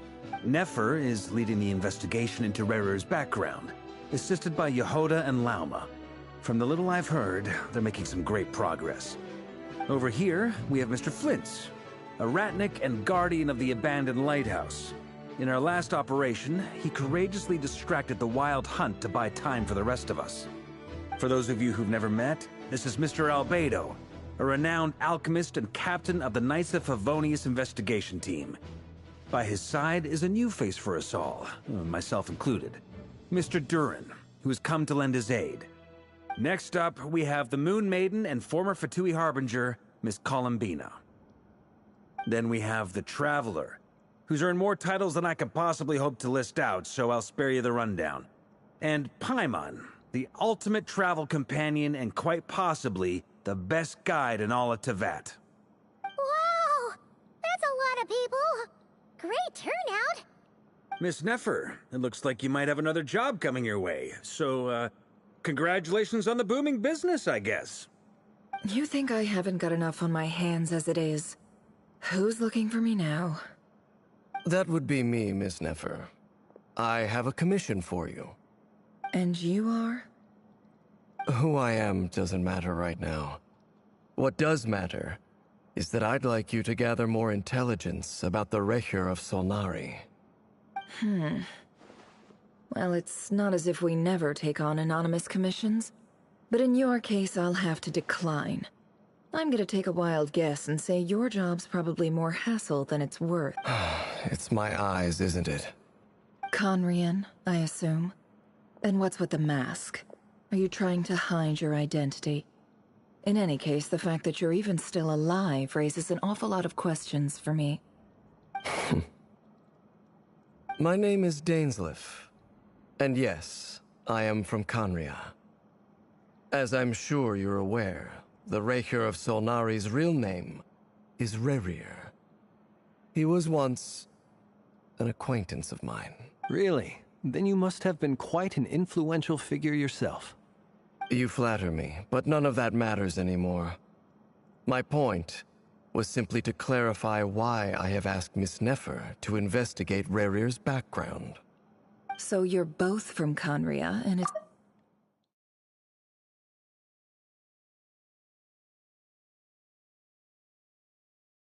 sinners.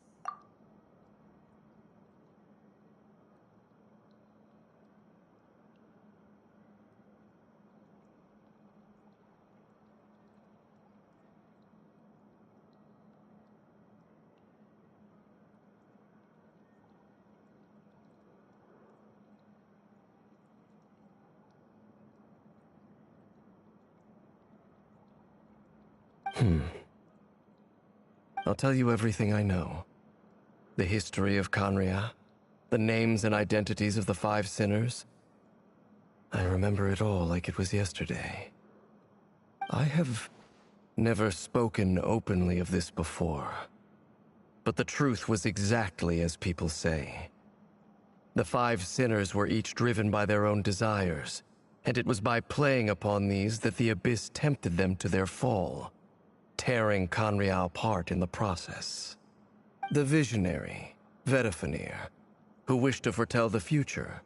The wise, Haroptatir, who sought limitless knowledge. Gold, Rheindotter, who desired to create life. The foul, Surtologi, who pursued supreme strength. And last, but not least, Recher of Solnari, Rerir, Ravager of the Moon. Of the 5, Rerir is the only one who remains a mystery to me. He never harbored grand ambitions. So what changed in the space of a single night? How did he come to fall like the others? In other words, you're saying that his change came as a shock to you, and you have no idea what actually happened? That's right. You mentioned how the Abyss tempted them, which led to their fall. But what did that look like in practice? And what other context can you give me about the events of that time? The more detail you can give me, the better. Strangely, now that it comes to it, I hardly know where to begin. The fateful night took place during the era of the Eclipse Dynasty. One day, my elder brother, the visionary, Vedifenir, was summoned to the palace by the Vinster King, only for the king to gouge out his eyes and cast him into the dungeons. When I came to hear of this, my fury knew no bounds. I gathered together every ally I thought I had, and together, we set a night to storm the palace and free Ved. Centuries on, the memories of that night still haunt me like a never-ending nightmare. We broke through the palace gates, just like we had planned, each striking towards our separate targets. But then, I was betrayed. Even Vedifenir, the very person I had come to rescue, abandoned me and partook of the Abyss's power. So, it's personal after all. Then tell me, Mr. Dainsleif, what price are you willing to pay? You, of all people, must know that nothing comes for free. I cannot say what price would be worthy of such a commission. But know this. Rerir was not always a madman. Believe it or not, there was a time when he was just an ordinary man, working for the Conrian Intelligence Service. Uncovering the truth of Rerir's past is the only way to unravel this mystery. But before you decide if you will accept my commission, I will tell you more about him. Enough, I hope, to help you plan your next move. Sounds pretty good to me. Feels like we just flagged down a random passerby, only to discover he's actually a master strategist who has a score to settle with our enemy. Can I borrow your halo? It could be useful in the lighthouse. Hey, enough with the wisecracks! Besides, isn't that lamp of yours bright enough already? Relax. It was meant to be a compliment. If that was a little over the top for your liking, I'll make sure to tone it down next time. I'll give your proposal some serious thought, Mr. Dainsleif. Let's speak in private once the meeting is over. Before that, there's a few things I'd like to share.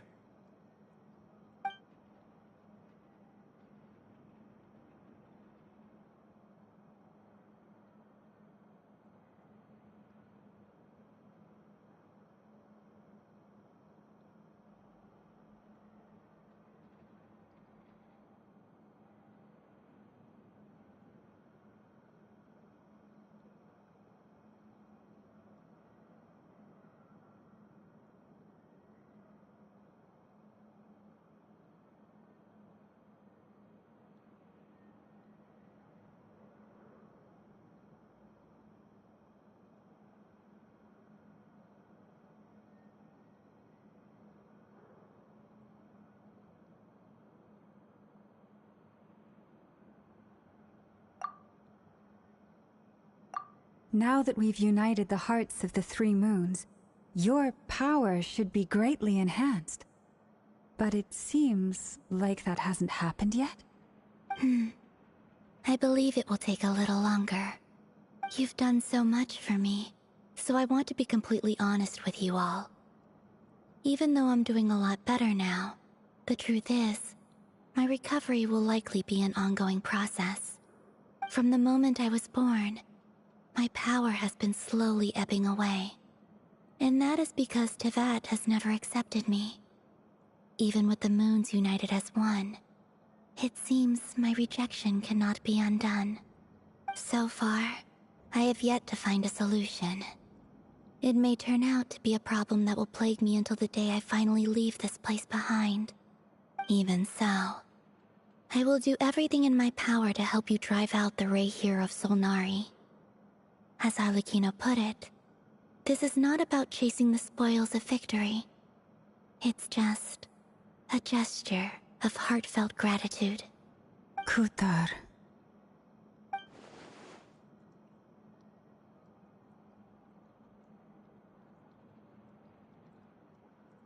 Defeating the Reihir of Solnari will be no easy task. While my strength slowly recovers, We'll also need to gather more intel. Naturally. We should take all the help we can get if we hope to defeat him. We've considered several viable plans now, but our choice hinges on the answers to a few key questions. Is it even possible to kill Rerir? What experiences shaped the person or monster he became? And what's he really after? Given Albedo's expertise in alchemy, I think we should leave him to try and answer the first of these questions. Understood. As for the other two, I'm afraid we'll have to count on you again, Miss Nefer. Believe me when I say it's not my wish to burden you. But right now, relying on your skills is our only option. So you're placing all your hopes on me, huh? We can't thank you enough for agreeing to help us. Honestly, I can hardly believe how lucky we are. You sure have a talent for changing your tune, Miss Moonchanter. Timid like Yehoda one moment, then flinches insincere flattery the next. Ladies, please.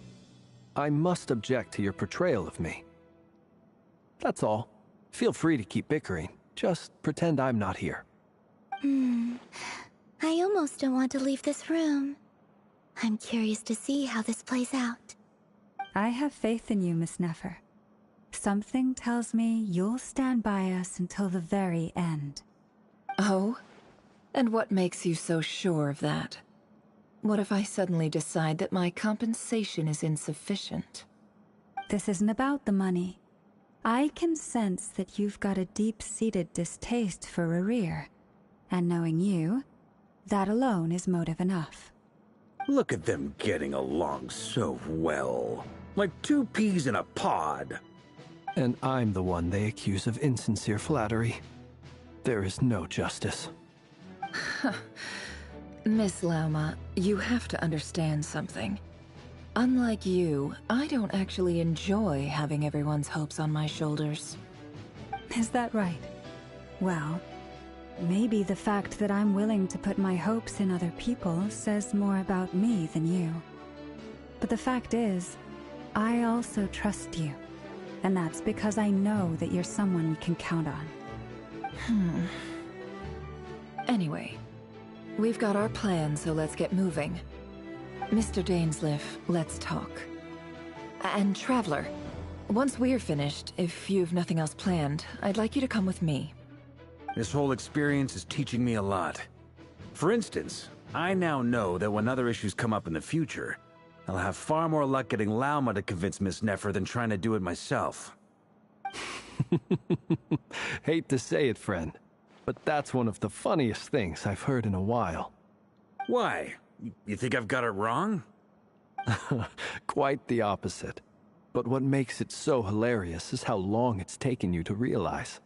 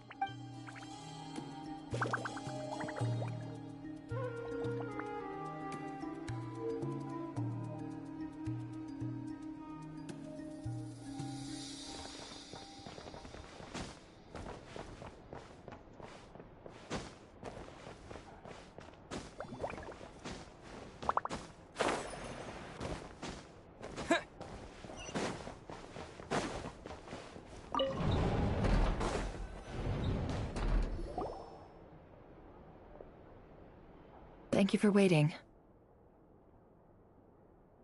It's okay. We actually used the time to help Dainsliff get a room at the hotel. That's very considerate of you. Now, I trust you share my curiosity about Rarier's past, and you seem fairly familiar with Mr. Dainsliff already.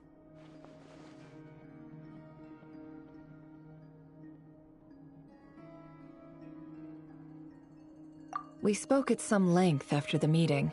He was the one who suggested I should invite you to join this operation. He feels confident that these secrets will be safe with you. Dane has a lot of faith in us, that's for sure.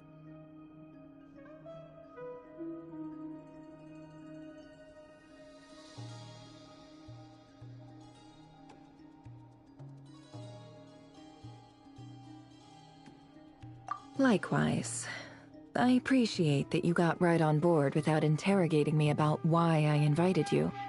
It shows that you trust me to explain everything in due course. That's because we know what you're capable of. We appreciate you too, Nefer. You might have been forced to help in the beginning, but this time, it was your choice. That's one way to put it. Another is this, that once a decision's been made, it's set in stone.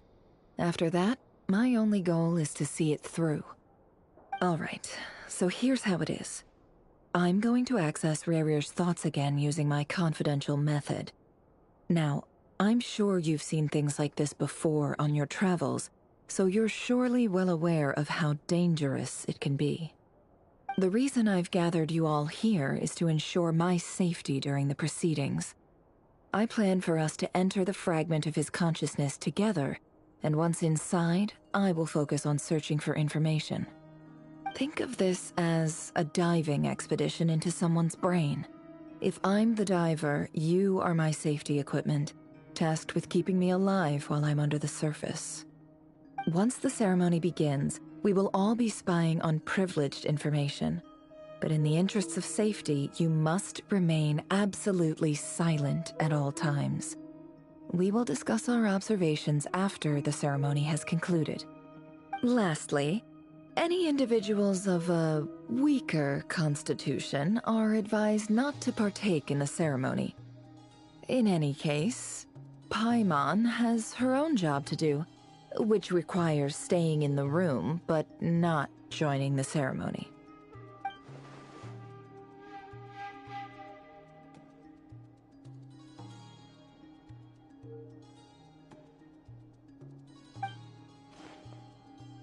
Well, good luck, everyone. Sounds like all Paimon can do is cross her fingers and root for you guys. There's a little more to it than that. I was being serious when I said you have a job to do. While the rest of us are inside Rarier's mind, it's imperative that we have a team member on the outside.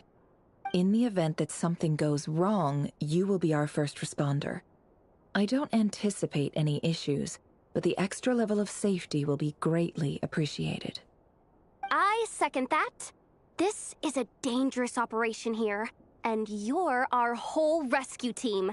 That's pretty much the most important job in the crew. So, Paimon's like the lifeguard? Yeah, that makes sense. All right, got it. Good. Please, take a seat. We'll get started momentarily.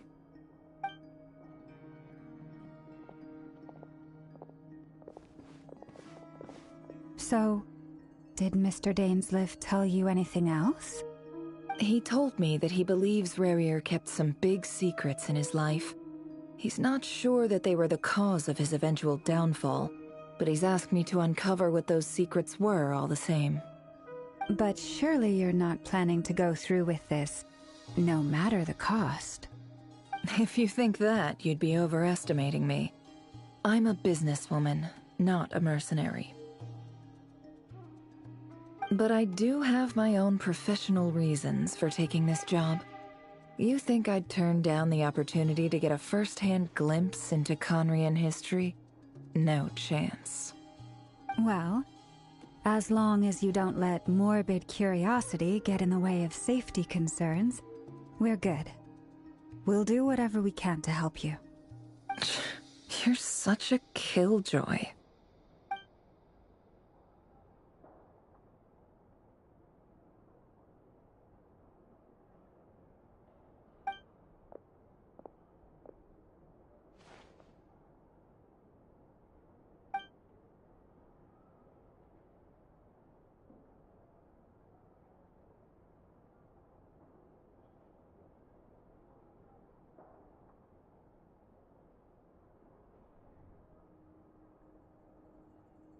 All right, I'm good to go. All set over here, too.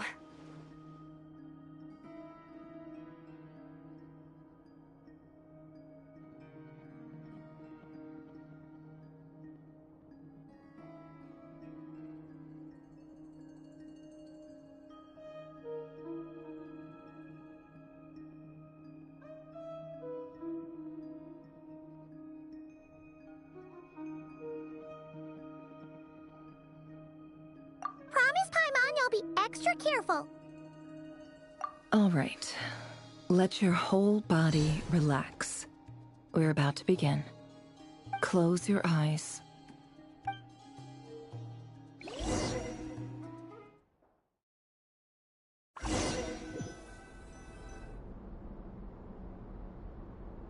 Phew. Could this be his office? Pretty standard setup. Bookshelves, paperwork, files. According to Dainsliff, Rarier used to be an intelligence operative. Chances are there's plenty of top-secret intel stashed away in this room. Is this where you keep your secrets, Rarier? Can't say I'm not looking forward to this.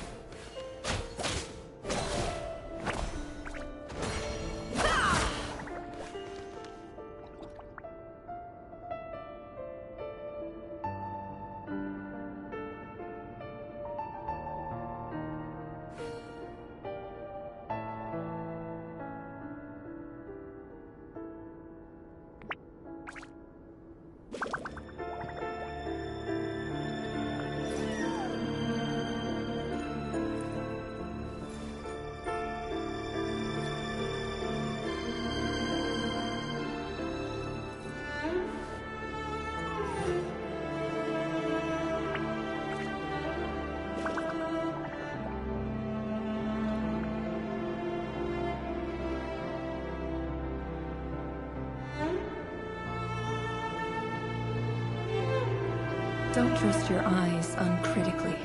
People only see what they want to, so don't be your own fool.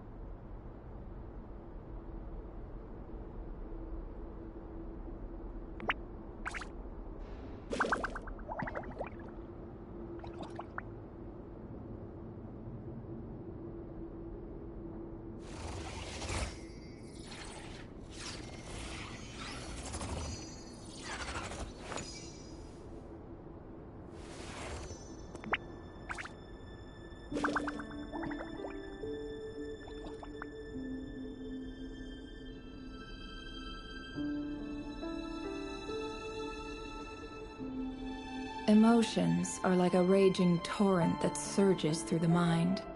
More often than not, if you try to hold them back, you'll be swept away by their unstoppable force. And if you try to ignore them entirely, you'll end up tearing yourself to pieces.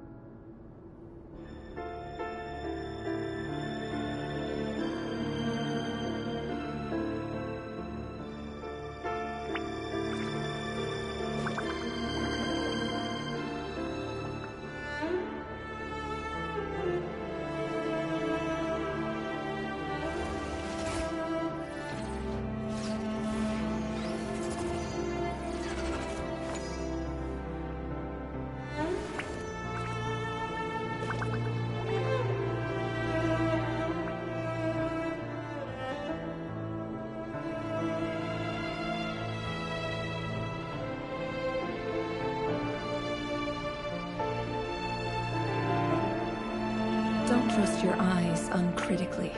People only see what they want to, so don't be your own fool.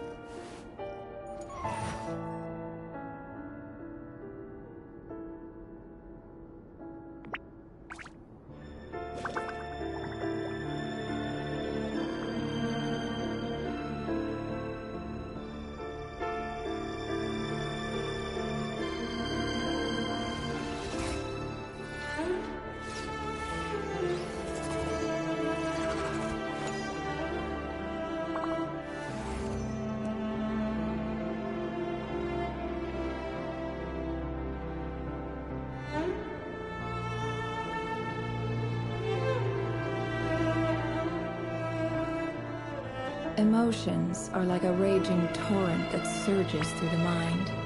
More often than not, if you try to hold them back, you'll be swept away by their unstoppable force. And if you try to ignore them entirely, you'll end up tearing yourself to pieces.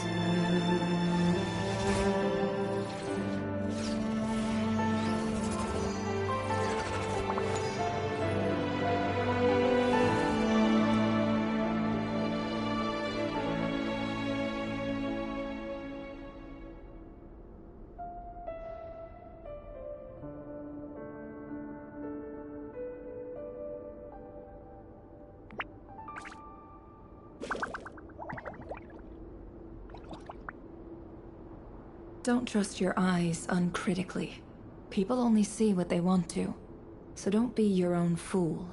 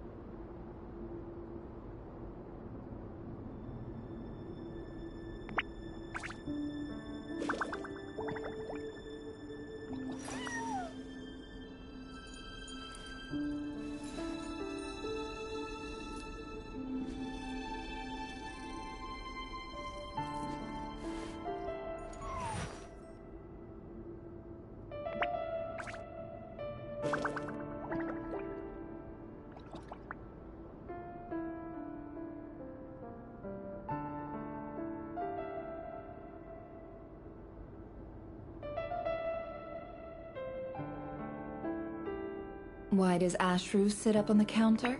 To welcome our clients, of course. A kitty's gotta earn his kibble somehow.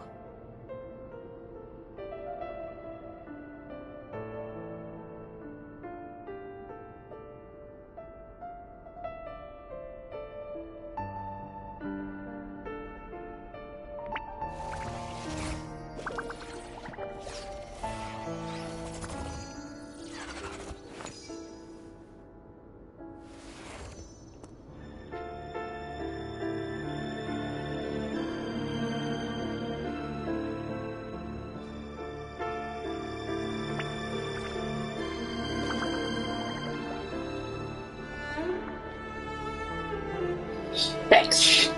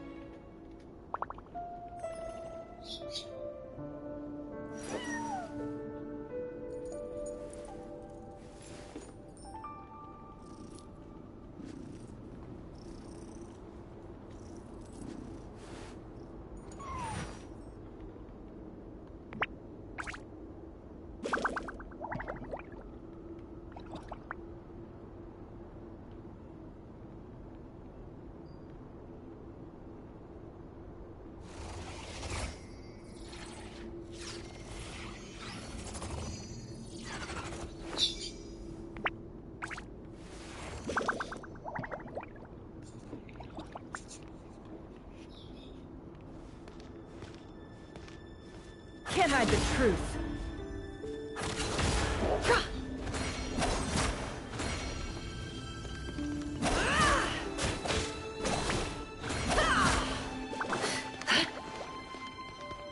He looks even gloomier than last time.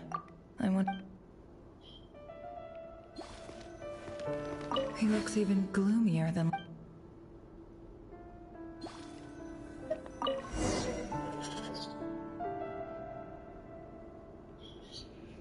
Today's files are in. Time to wade through them, just like usual.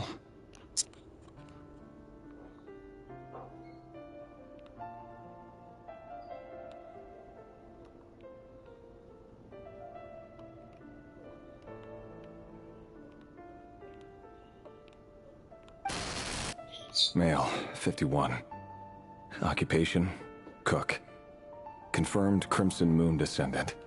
Has maintained frequent contact with other descendants over the past year. Poses a threat to the dynasty.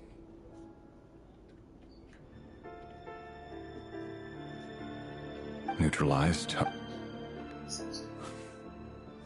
This one should be archived under purged.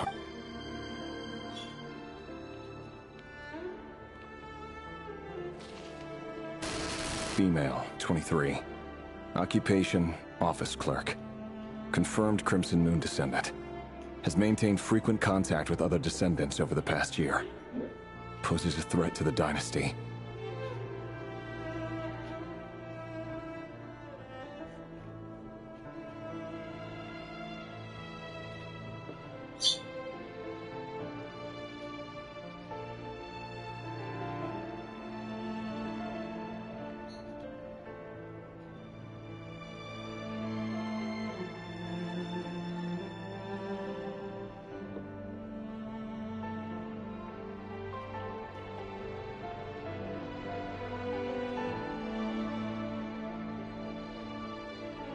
Neutralized.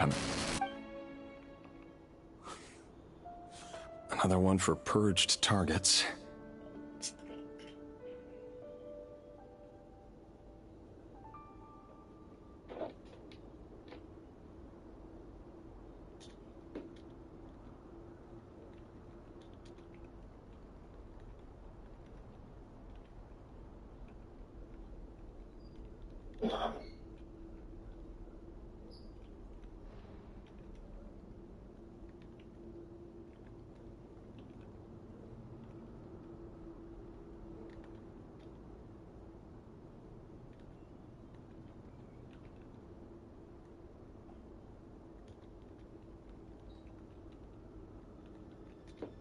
Sounds like she was that other man's daughter.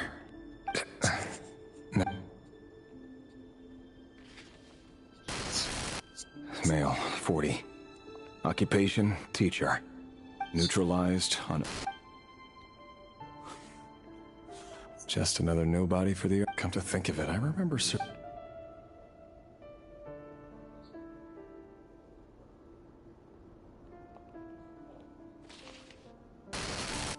Female, 16.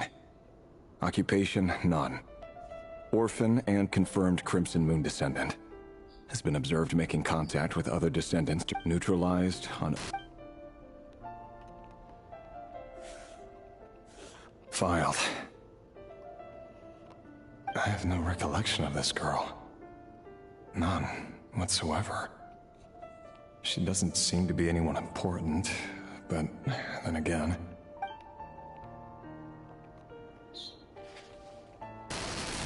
Female, 13. Occupation, none.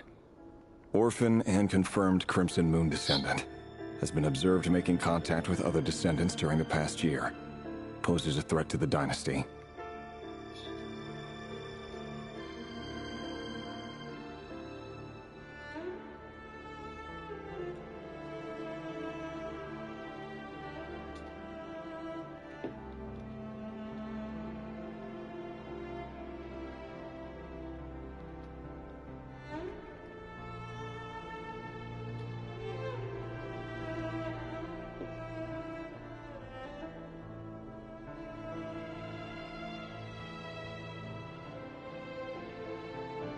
Neutralized and...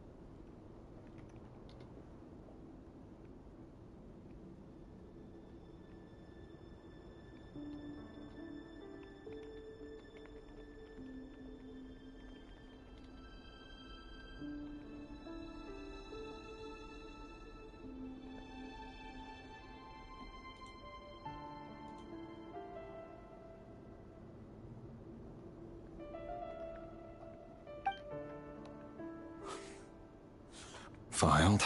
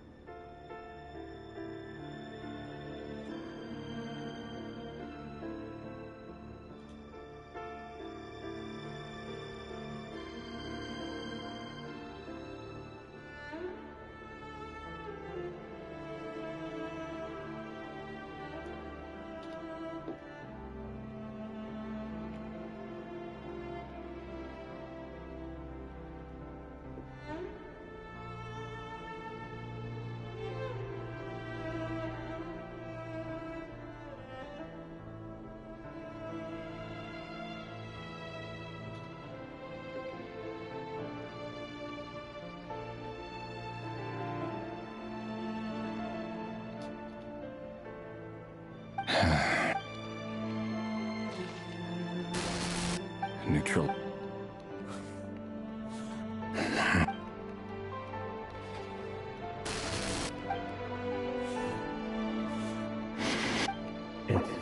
isn't it?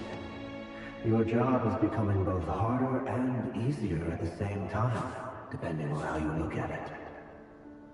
Sooner or later, the Crimson Moon descendants will be completely wiped out. But as their numbers dwindle, they become harder and harder to track down. That's not how it is. Fortunately, however, most of the able-bodied adults have already been taken care of. The remaining weaklings will be increasingly easy to deal with. No! No. My job is to ensure the survival of the Eclipse Dynasty. And the only way to do that is by eliminating any and all potential threats. It's a perfectly legitimate line of work. Every single one of my colleagues can attest to my fairness. And if my friends were aware of the facts, I know they'd back me up too. Assuming, of course, that they were aware of all the facts.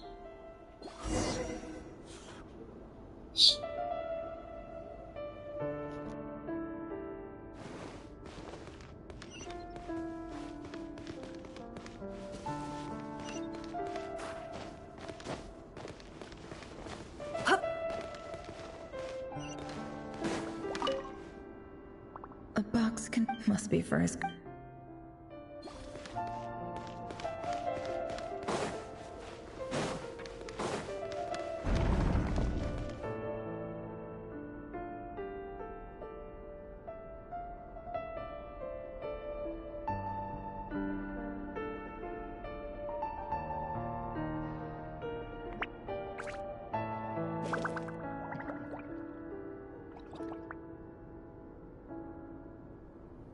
Emotions are like a raging torrent that surges through the mind. More often than not, if you try to hold them back, you'll be swept away by their unstoppable force. And if you try to ignore them entirely, you'll end up tearing yourself to pieces.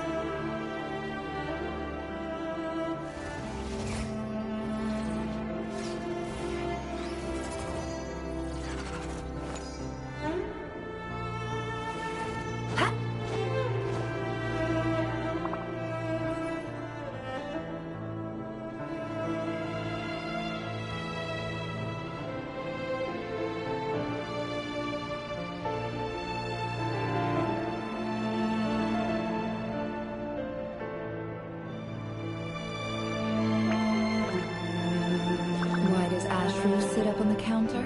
To welcome our clients, of course. A kitty's gotta earn his kibble somehow.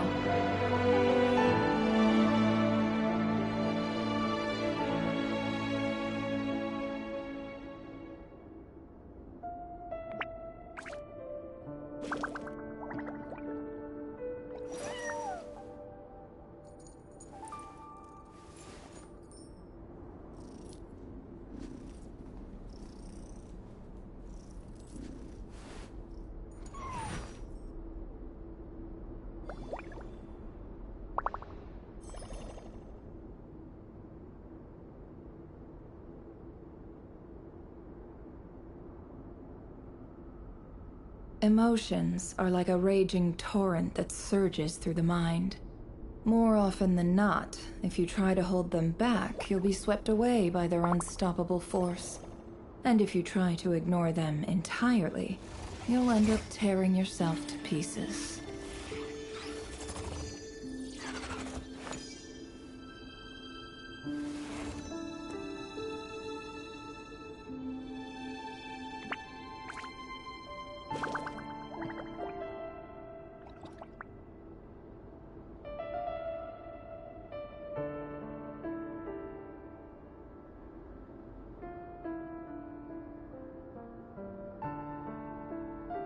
Don't trust your eyes uncritically.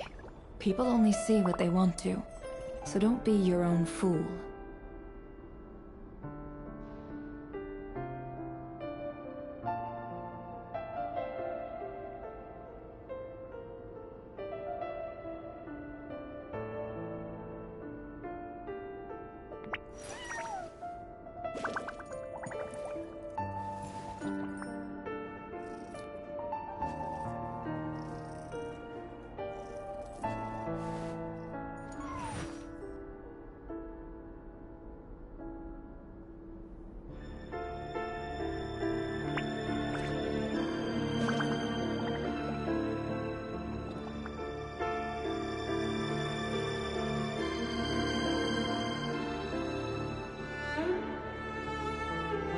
does Ashru sit up on the counter?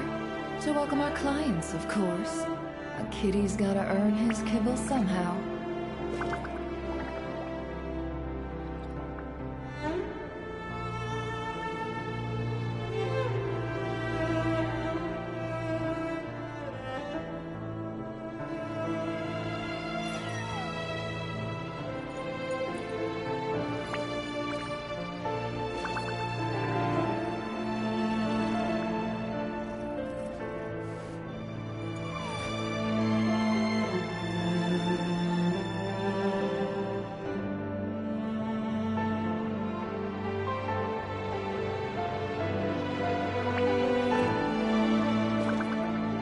Don't trust your eyes uncritically.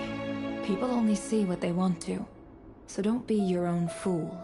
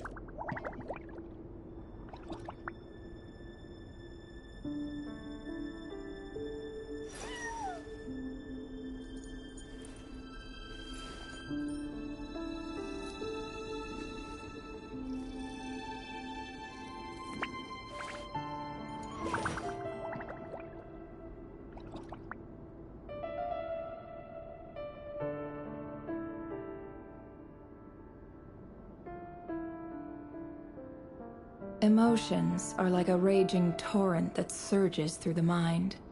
More often than not, if you try to hold them back, you'll be swept away by their unstoppable force. And if you try to ignore them entirely, you'll end up tearing yourself to pieces.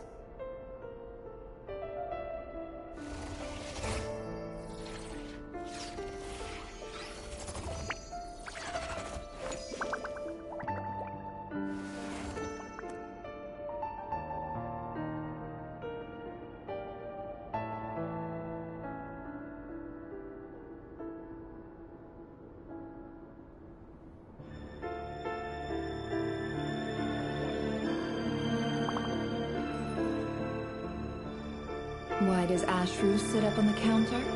To welcome our clients, of course. A kitty's gotta earn his kibble somehow.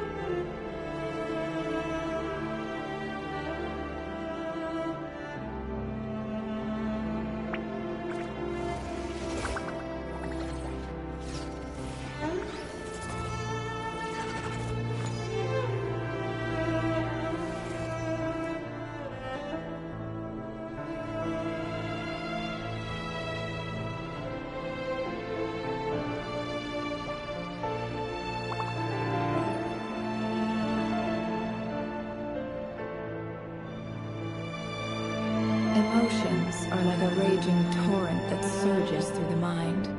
More often than not, if you try to hold them back, you'll be swept away by their unstoppable force. And if you try to ignore them entirely, you'll end up tearing yourself to pieces.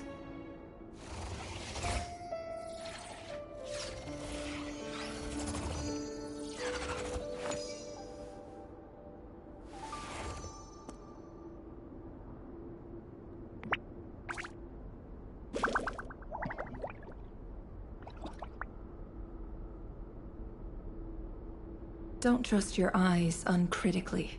People only see what they want to, so don't be your own fool.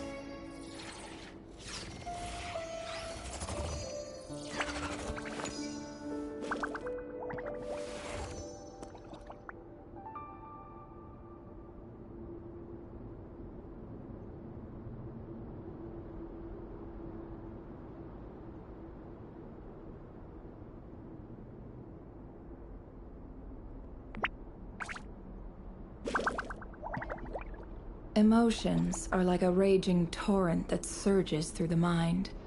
More often than not, if you try to hold them back, you'll be swept away by their unstoppable force. And if you try to ignore them entirely, you'll end up tearing yourself to pieces.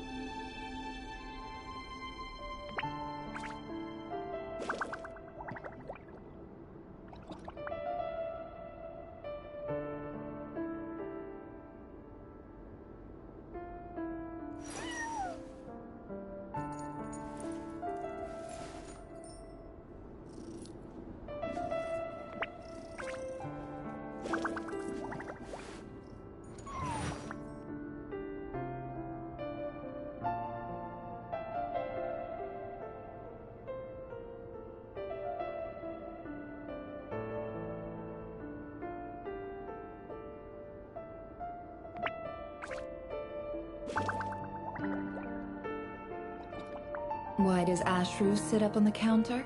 To welcome our clients, of course. A kitty's gotta earn his kibble somehow.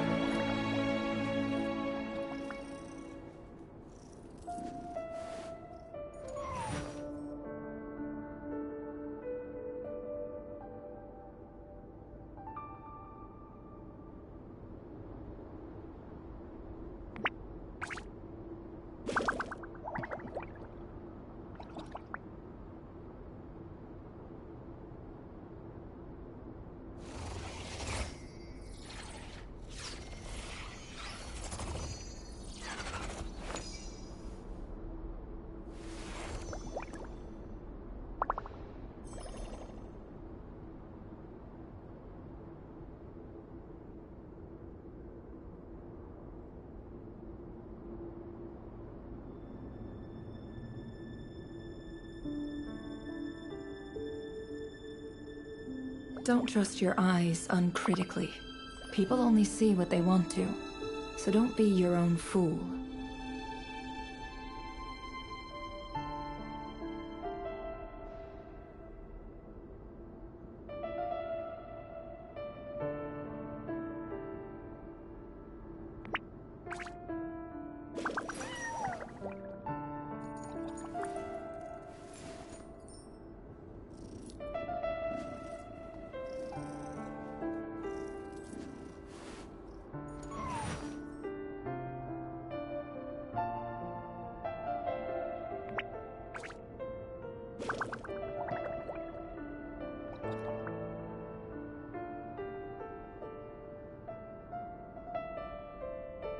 Emotions are like a raging torrent that surges through the mind. More often than not, if you try to hold them back, you'll be swept away by their unstoppable force. And if you try to ignore them entirely, you'll end up tearing yourself to pieces.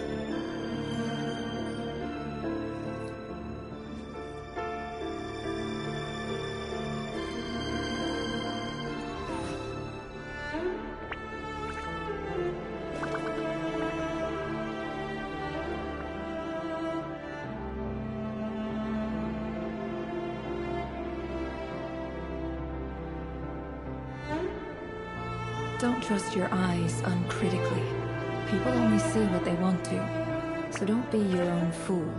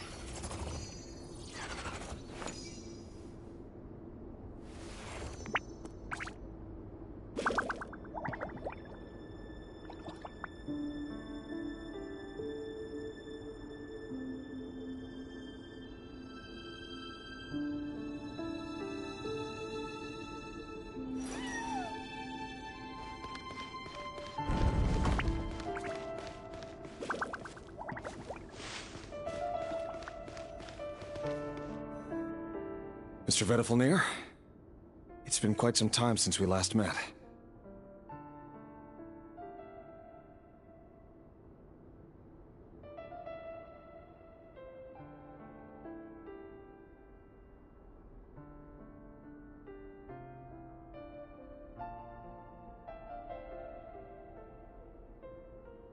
Revier, I trust you're here because you have something important to discuss. Forgive me. I wasn't tuning out, it's just, I noticed you didn't even phrase that as a question. As if you knew I was coming. Tell me, does someone in your position ever feel the need to ask questions at all? It is indeed within my power to foresee certain things. Things like your arrival. I was just thinking. It won't be long before I'll be inviting both you and Dane to my wedding. That isn't a lie, but nor is it a fact as such. It's a wish, isn't it? No fooling a prophet, is there? Ever since that day we met for drinks, I knew it was only a matter of time before you came looking for me. Does it feel good? Knowing how the future will unfold. I'm afraid the notions of good and bad fail to capture the complexity of what such a power entails. Once you've seen what will come to pass, it can be all too easy to succumb to fear and melancholy. Unless, of course, you learn to abandon these feelings.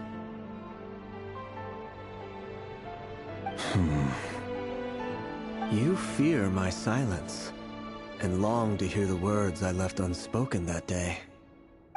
That's right. You must have noticed my reluctance to broach the subject. And the reason is simple. Because the truth could never have lived up to your hopes. For both our sakes, such words are better left unsaid. The burden of prophecy was never meant for your shoulders. So who exactly do you deem worthy to hear your prophecies? None but our exalted king? Or rather, our king as he once was. You're closer to his majesty than I am. You must know better than anyone how much he's changed. You say that as though it is to my benefit. Yet precisely because of that, I dare not speak rashly. A king can turn out to be the most virtuous of rulers, or a tyrant more terrible than the most vicious of dragons. You are so wise and far-sighted, yet still you would have me live in fear of the unknown? You make a fair point. Especially given my silence alone was all it took to send you spiraling downwards. Very well then. Let me offer you some advice. And I say this not as a prophet or a visionary, but simply as the brother of your friend. For many reasons, there is very little chance of your marriage ending in happiness. If happiness is what you seek, you should find another fiancé.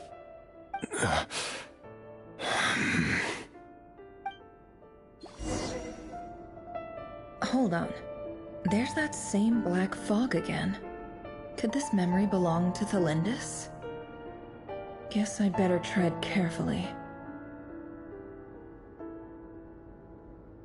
Emotions are like a raging torrent that surges through the mind.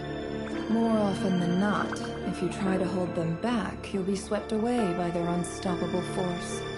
And if you try to ignore them entirely, you'll end up tearing yourself to pieces.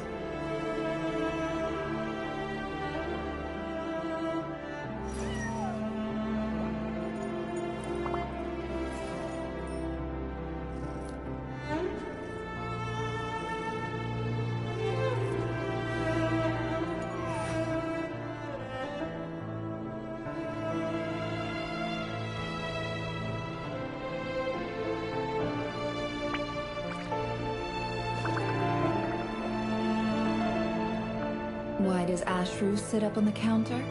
To welcome our clients, of course. The kitty's gotta earn his kibble somehow.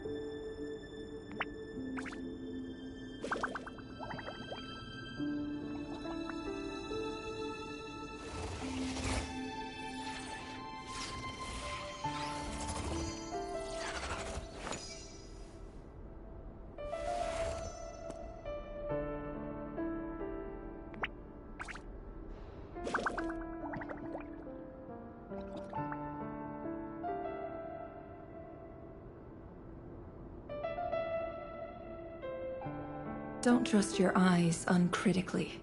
People only see what they want to, so don't be your own fool.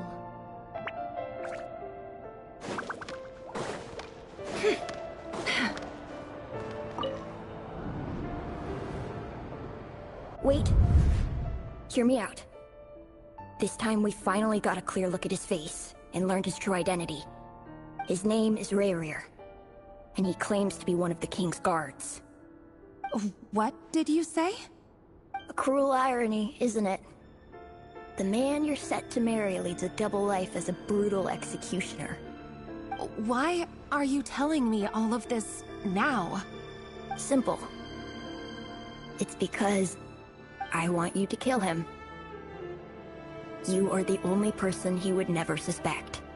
No, absolutely not. I would never dream of doing such a despicable thing. So you'll just stand by and watch him slaughter us to the last.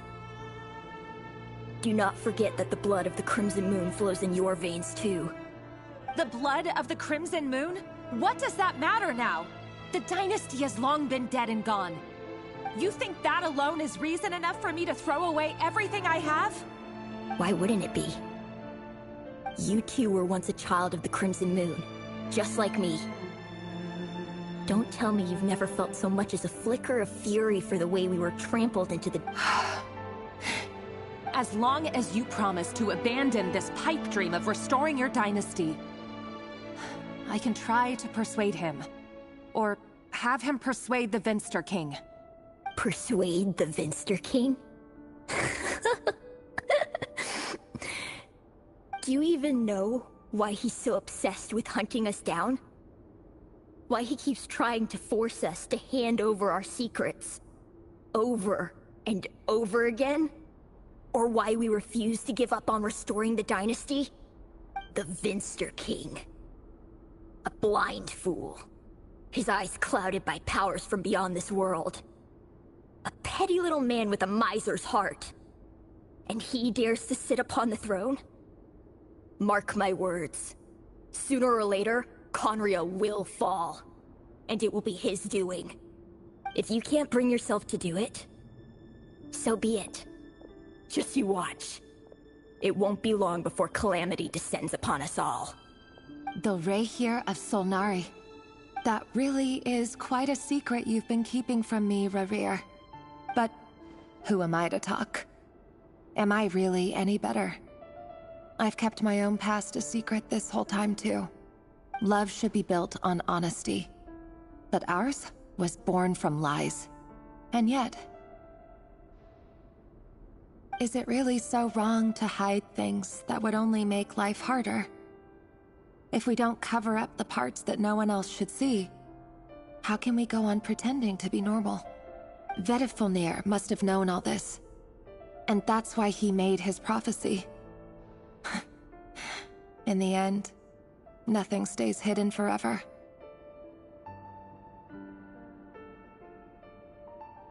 But I won't just sit by and watch this disaster unfold.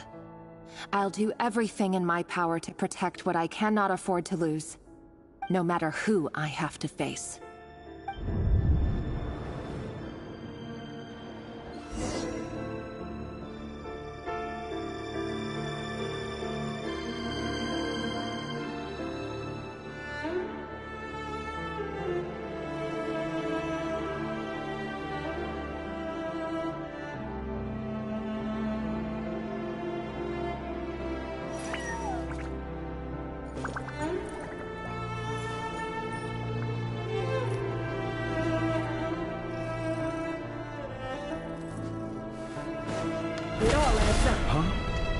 Was that River who just walked past the window? Doesn't it give you the chills that he still takes the same road to work every day? As if nothing ever happened. Those people at the deli. Enough already. They're clearly pretty taken by their own disguises, so just smile and play along. Pull the rug from under beasts like that, and you'll risk having your throat torn out. Deli? Oh. They're talking about us people from the opposition. But surely you can see he's not the man he pretends to be! So many have died already, and they say that the king's madness grows with each passing day. We're not going to survive this, are we? But why does it have to be this way? Do we really deserve to die just because of the blood that runs through our veins? Felindis, are you even listening? Sorry, Freether. My mind was off wandering. I heard you, though. You're talking about what Rerir said. He's just following the king's orders. He's a secret agent, and it's his job to hunt down rebels and dissidents. By the time you first met him, he'd already taken lives. Maybe he was using you from the very beginning. No. Rerir has no idea I have anything to do with the Crimson Moon. My family are only distant relatives of the main lineage, and besides, my eyes are perfectly ordinary. Truth be told, apart from my teacher, pretty much no one knows I have any connection to any of it. It's been a long time since my family severed ties. But as Orlog said, who could possibly talk sense into that raving lunatic of a king? No one. I'll work something out. Trust me, I'm with you all. But for now, you need to keep yourselves hidden. Don't let anyone find you, anyone at all. Don't forget that Rerir is an Eclipse operative. You need to be extra careful when he's around. And when I am too. For now, don't come looking for me. And if anything happens to me, just act like we've never met. If even you can't escape this, what hope do the rest of us have? But after all this time together, surely he wouldn't lay a hand on you. I won't speak in his defense, nor can I give you a clear answer to that question. But I'll do everything I can to put an end to this. Here, hold on to this. If an opportunity to escape presents itself, take it. You'll be glad you took some spare change. You call that change? But what about you? I've got a job, and there's still money coming in. But you can't go anywhere right now. Please think about yourself for once.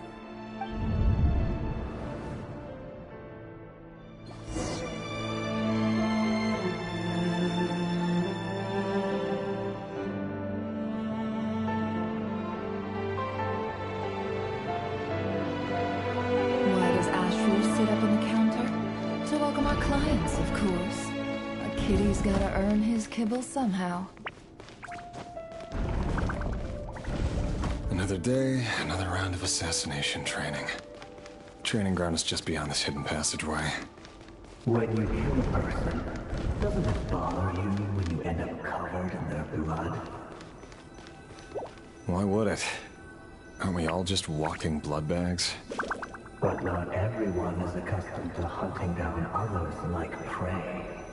You've been a hunter for so long now, you seem to have forgotten that most people don't just go around killing one another. Leave me alone.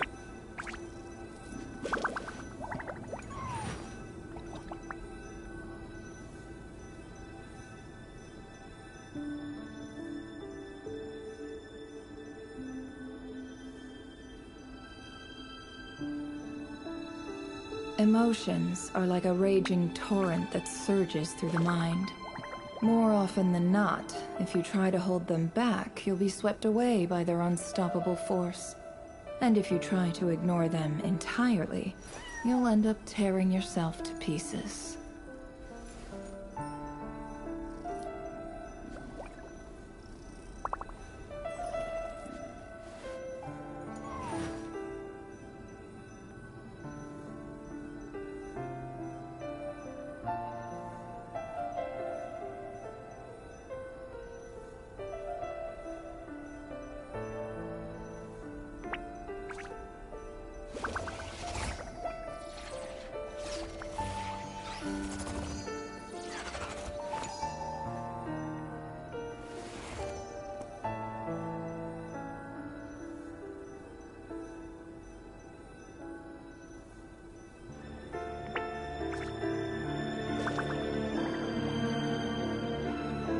Why does Ashru sit up on the counter?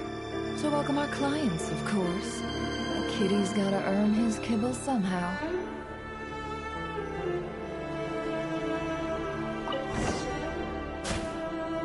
Make sure you have a firm grip on the handle.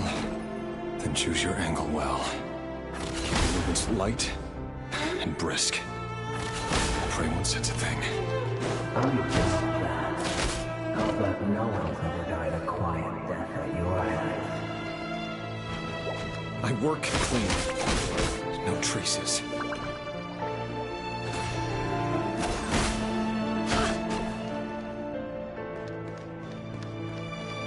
That doesn't make it openly above though. The king just happens to need you right now. What if somebody doesn't?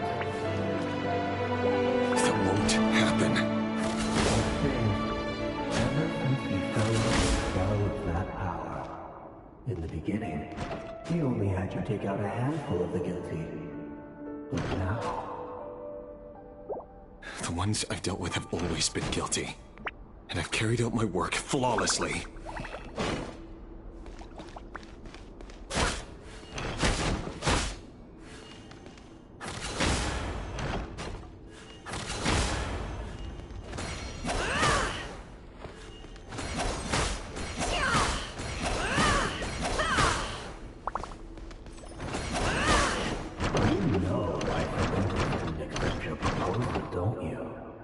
Was it because she didn't trust you?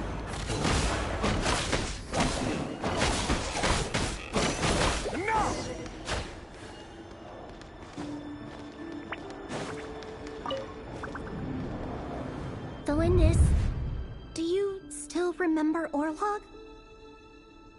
Orlog. The boy who was pretending to sell flowers. You spoke for quite a while, didn't you? Yes, we did. What about him?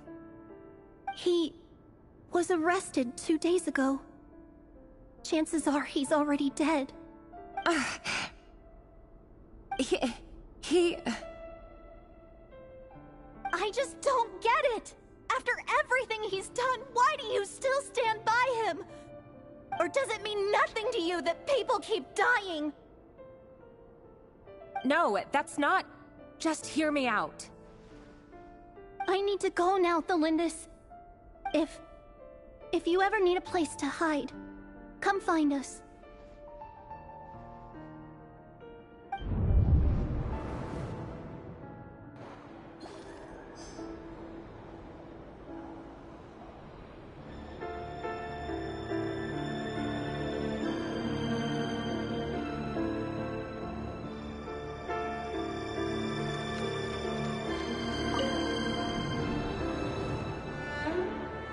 Author, Thelindis.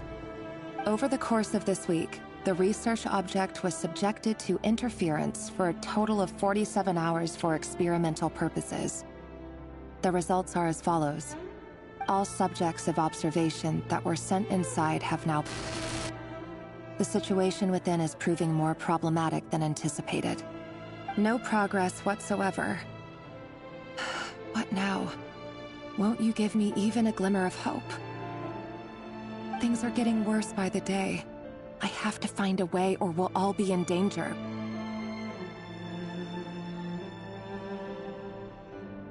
But I... If all this research comes to nothing, what then? Sooner or later, it'll be my neck on the line.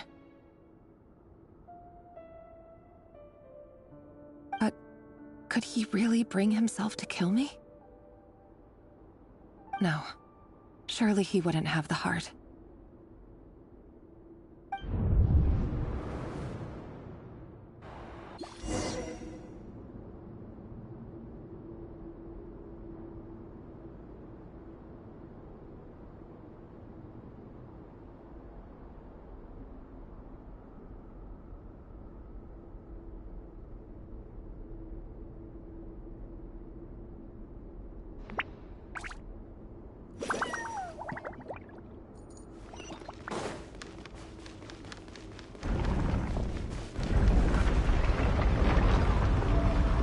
Why won't you just let us go? We don't even know each other. All we want is to live ordinary, peaceful lives. You want... to live?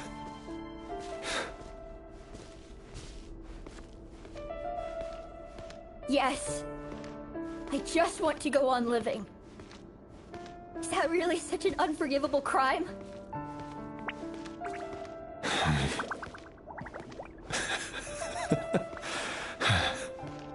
You want to go on living. I want to keep living too. To keep living forever. That's why I have no choice but to continue on the path I'm on. If only some savior would suddenly swoop down and change the way the world is. Too bad that's not going to happen. Imagine that. If there really were such a person, you and I wouldn't be standing here like this, would we? Today's files are in. Time to wade through them just like usual. No, I don't get tired of it. It's my job. And not only am I lucky to have it, I'm good at it too.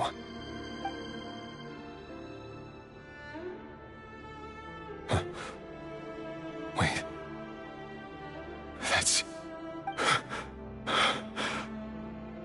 Thelindis?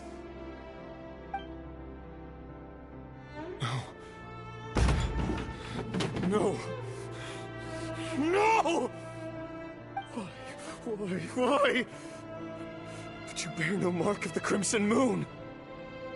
How could you possibly have anything to do with them? It cannot be! A diluted bloodline. carefully concealed. I see it now. You've been living in the shadows just like me. What a fool I've been. Numbing myself with talk of justice. Even imagining my friends would back me up. But in the end, Irminsul. Finster King! How far are you going to take this? From the direct bloodline to secondary offshoots? And then what? Today it's the descendants of the Crimson Moon. Who will it be tomorrow? Will you not rest until everyone down here is dead? No. This cannot go on. This is where it ends.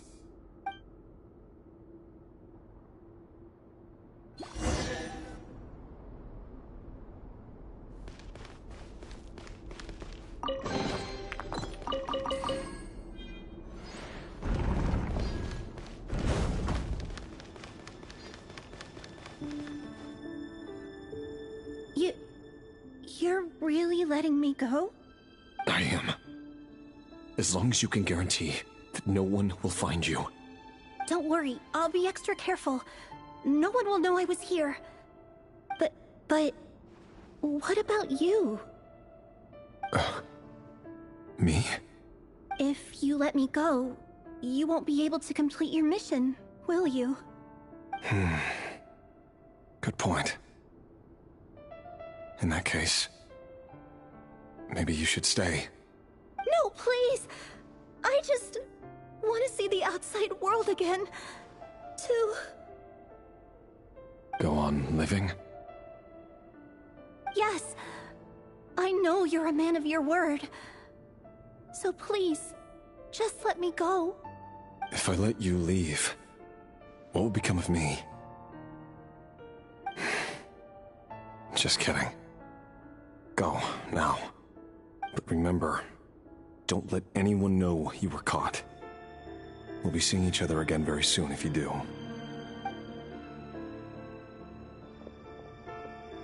Even shadows in the dark must live by a code. But you can't save everyone. You've been whispering in my ear for days now, Vedifilnir. What are you trying to do? Break me down? I only say this because you long for an answer to your problems. Let her go, Rerir. You risk losing everything. I will not abandon Thelindis. Then you'll need a little more vigilance and a lot more power. The world is changing, Rerir. Keep your eyes peeled for your moment of opportunity. That voice used to be so unclear. But now I know exactly whose it is. It's Vedifilnir. He won't tell me how to actually resolve any of this, but he keeps trying to manipulate me like a puppet. What's his game here? Tell me then. What will this moment of opportunity look like? And... no answer. He's like a ghost. Always disturbing me when I'm on edge, but never answering when I need him most. So, the Eclipse Dynasty was purging, well, massacring the descendants of the Crimson Moon. And it seems like it was all connected to the Vinster King's research. The King's obsession with abyssal power left the future of Conria hanging in the balance. No wonder every aspect of Rerir's life was so unstable. And it looks like this Thelindis, Rerir's would-be fiancée, herself belonged to a sub-branch of the Crimson Moon Dynasty's descendants. It almost defies belief that a couple like them could hide the truth from each other for so long. If the Vinster King hadn't intervened in such a drastic way, they might have gone on deceiving each other for the rest of their lives. And why does Vedifilnir, Dainslif's older brother, keep talking in Rerir's head? This guy kept more secrets than I ever imagined. The human mind is like a vast desert of shifting sands. When you follow the flow of someone's memories, you only ever see the parts they're willing to let surface. Time for something a bit more creative. We've been inside Rerir's mind this whole time, building up a picture of his... There's already enough clues on the board to start reading between the lines and mapping out the rest. Now, we can finally begin to put the pieces together. Sure, it'll only be a reconstruction, part simulation, part reasoning, but it's usually pretty accurate. Once we've built up a cognitive profile, we just need to cross-check the logic behind his actions. And then we'll be able to take a sneak peek at whatever it is that Rerir has really been hiding.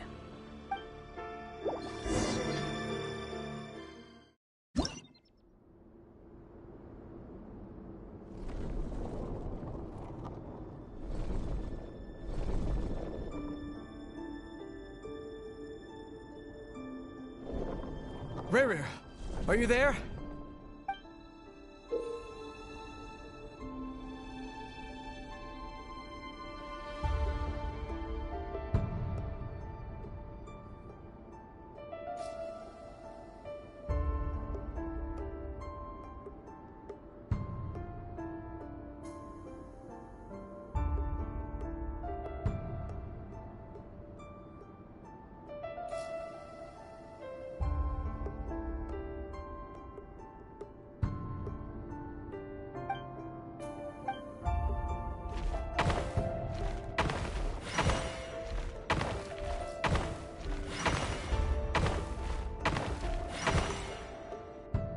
Hey, Rerir! Come out, it's urgent! Dane? What's wrong? Quick, come with me. I'll explain everything once we've met up with the others. Okay. I'll come. But the Lindis is still over at the Universitas. I'll need to leave her a note. All right then, but make it quick. I've never seen Dane so worked up before. Whatever this is, it must be big trouble.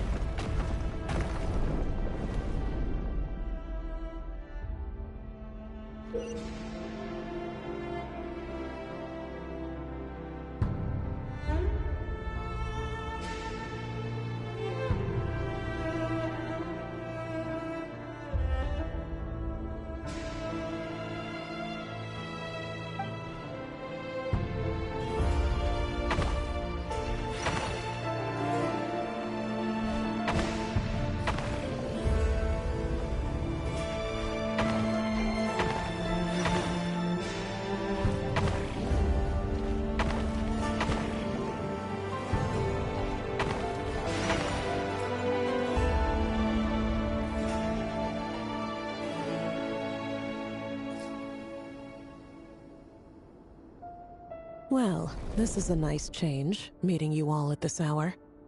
When men— Don't be ridiculous. You might ask your blade, the word on the street is that— If this is your way of offering me replacement limbs— Oh, we can certainly discuss that. With bioalchemy, anything is possible.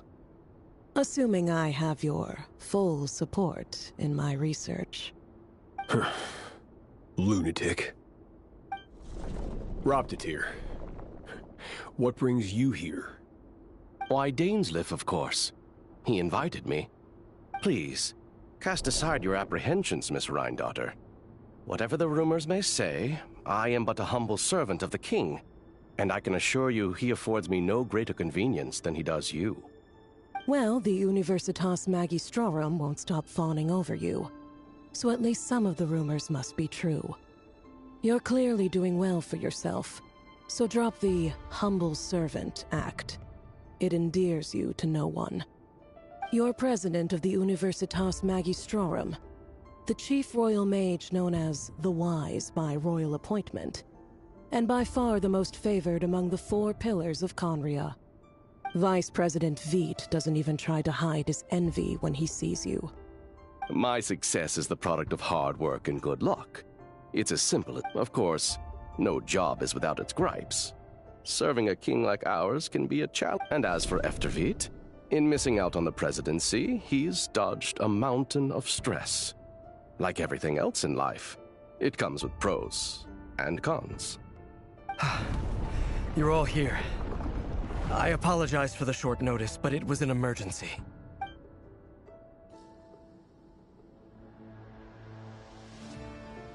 You must be Rerir. Mr. Sertologi. Yes, I handled your case file during your sentencing. Nothing personal, of course. I'm pleasantly surprised that you remember me. You're clearly a person of substance if you've been invited here. But Dainsleif, you'd better have a very good reason for convening this little gathering. It's my brother, Vedafenir. After he spoke at the court this morning, the king was so infuriated by his words that he had him blinded in both eyes and thrown in prison. Vedafenir in prison? Strange. I thought the king trusted him and Heroptatir more than anyone else in the world. Does this mean the king's circle of trust just got even smaller? It has nothing to do with trust. It's about what the king wants, which is as clear as day to anyone paying attention. I simply appease him, because it's in the best interests of the Universitas Magistrorum. And also because you're slimy. Vedafenir, perhaps less so. But still, a visionless visionary? Do you honestly think this is an important discussion to be having right now? Dane, what are you planning to do? Rescue Vedafenir, I assume. Correct. It will mean storming the palace by force. Tonight. I need all of you on my side. That's far too dangerous. And don't forget, Dainsleif, you're captain of the Royal Guard. You swore an— You've been planning this for a while, haven't you? I have no desire to commit treason. But whatever critique the king may have of Vedafenir, disfiguring your most loyal subject for putting the best interests of his court and nation first, this is not the conduct of a wise ruler. My blade will force the king to see the error of his ways. So, Vedafenir's prophecy enraged the king. I'm sure it wasn't what he wanted to hear, but if he won't take counsel even from the visionary, that is deeply troubling news. The extent of His Majesty's madness is now all too clear. The question is, how does a man like me get out of this situation unscathed? You have noble ambitions, Dane, but I'm afraid they don't do much for a guy like me. I'm not interested in saving the world. All I want is a letter of pardon. A letter of pardon? For whom? Thelindis? The chances of the Vinster King issuing a pardon for anyone connected to the Crimson Moon seem vanishingly slim.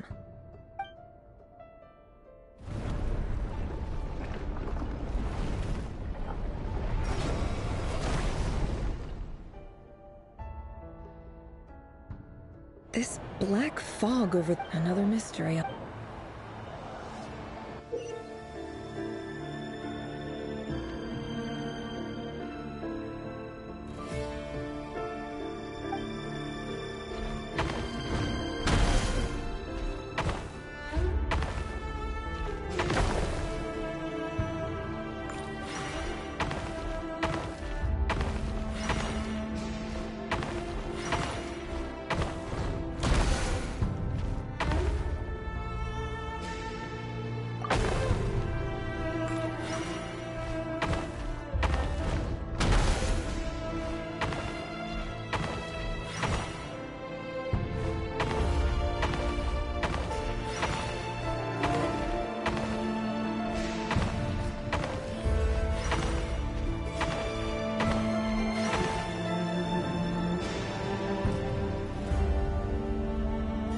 Author Thelindis. Over the course of this week, the research object was subjected to interference for a total of 60 hours for experimental purposes. The results are as follows. Research dating back to the Crimson Moon Dynasty has established 2 points regarding moon marrow. Firstly, its origins have something to do with a god's power. Secondly, it serves as a portal to an as-yet indeterminate location. Moon marrow can thus be defined as a spatial gateway. However, there are a number of hurdles to overcome before we can answer the question of where it leads to. To start with, opening the gateway requires a specific power source, which the relevant literature indicates. An enormous amount of power is then required to keep the gate open. Currently, the total power output of our instruments remains in the single digits. To make matters worse, I am now the only staff member remaining in the Moon Marrow lab. The Universitas Magistrorum recently decided to move most of its personnel into abyssal energy research. This is not a wise move. I have always maintained that placing all our hopes in a single source of power is risky, especially one as poorly understood as this, as well as making ourselves overly reliant on a single resource. We are neglecting other promising technologies. I apologize if this comes across as disrespectful. But as a Moon Marrow researcher, I desperately want to see the world beyond the gateway. If we really made it there one day, what would we find? And how would we go about taming the unknown? My imagination is endlessly fueled by questions such as these.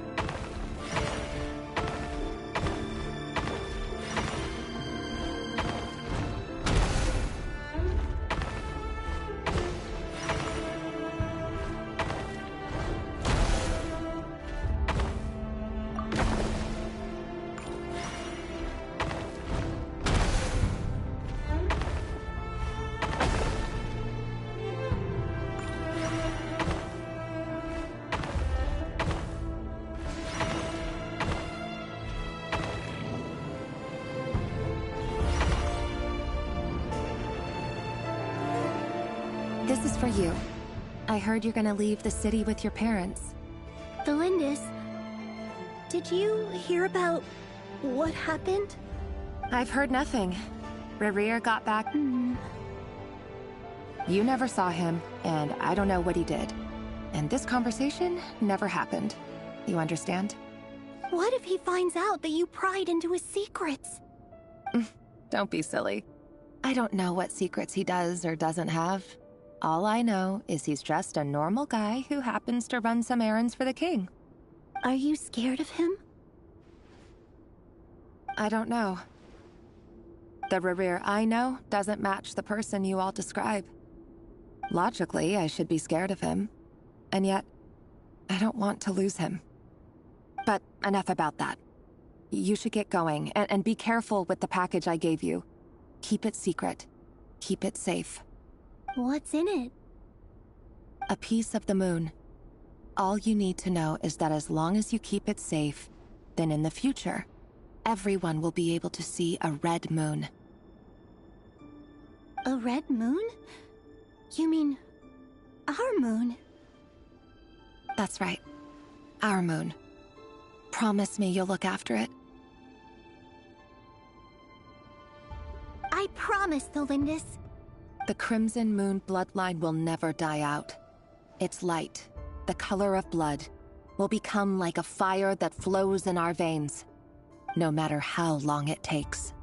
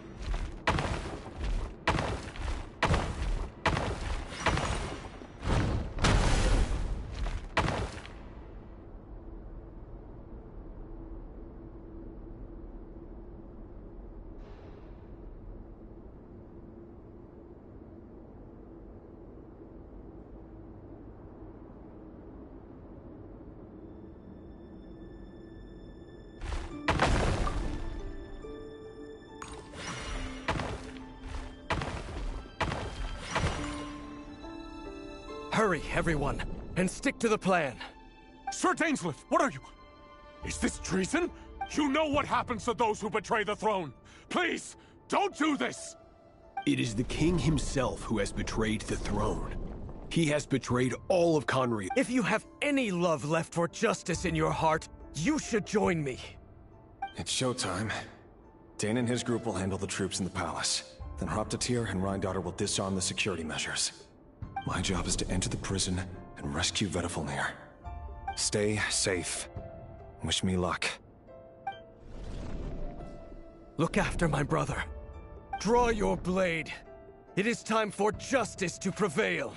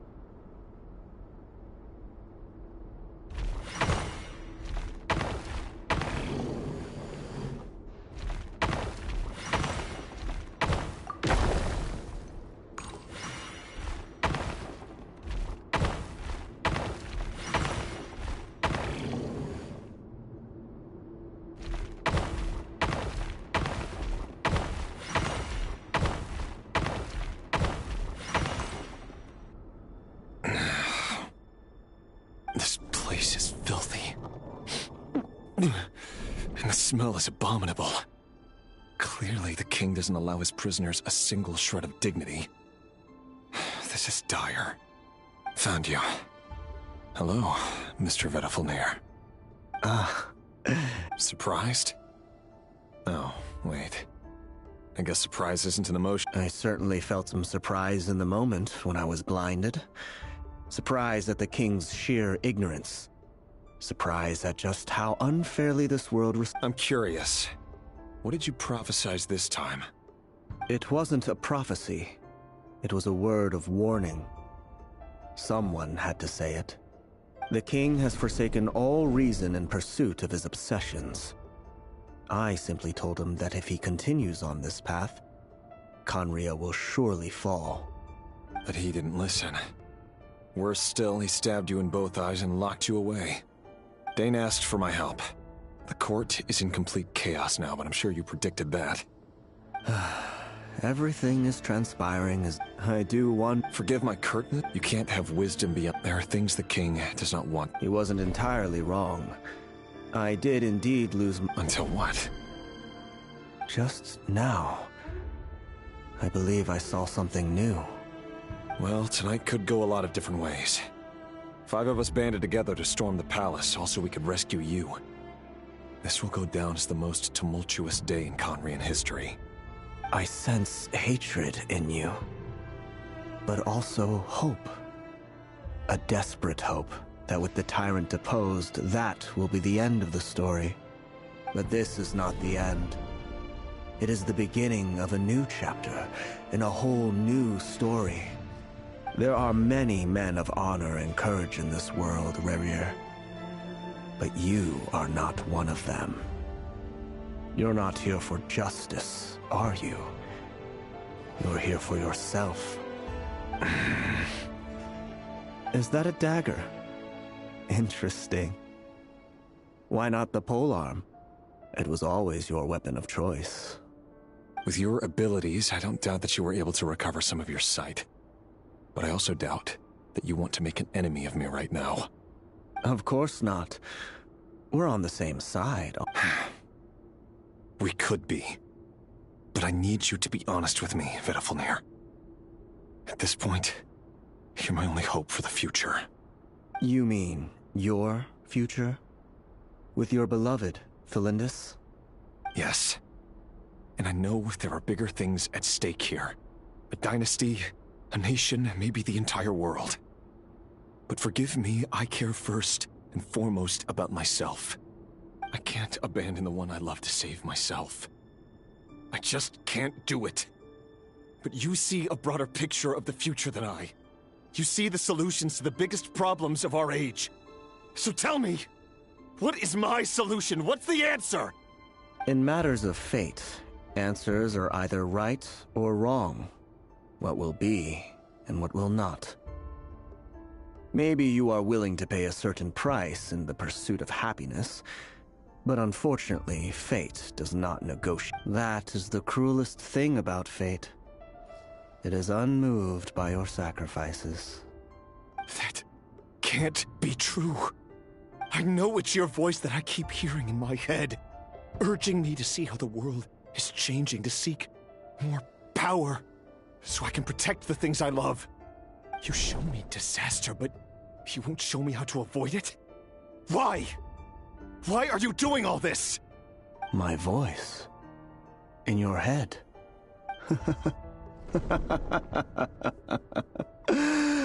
So, you hear it too. The voice that steals your mind, gains your trust, and drives you crazy. It turns out that we are not so different, you and I. Vedifalnir just broke into the strangest smile I've ever seen in my life, as if he'd discovered some monumental secret. But then he suddenly switched to looking extremely weary. Very well then. My advice to you is as follows. You must persevere. Whatever trials and tribulations you may face, be steadfast in the belief that they are your path to the future. For as long as you live, your story with Felindis shall not come to an end. That is the only chance you have of fighting back against fate. It is up to you whether you believe my words. Regardless, that is all I will say on the matter. I have no right to intervene any further. I will hold you to your word. Thank you for setting me free. In return, I will tell you one more thing that you cannot afford to ignore. Just then, a strange wave of energy rippled through the city. We had no idea what it could mean. If I were you, I would head to the Universitas Magistrorum. The Universitas? Oh no! I'm sure we'll be seeing each other again very soon, Rerir. Whatever Vedifalnir said, I didn't catch it. I didn't even help him out of the prison. There was no time to lose.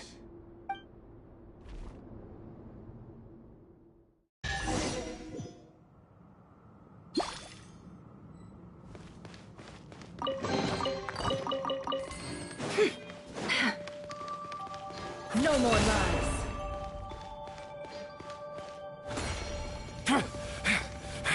Monsters? Is this Rheindarter's doing? Or the Universitas Magistrorum?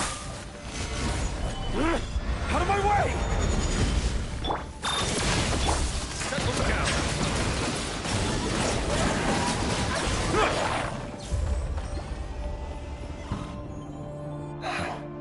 The Universitas.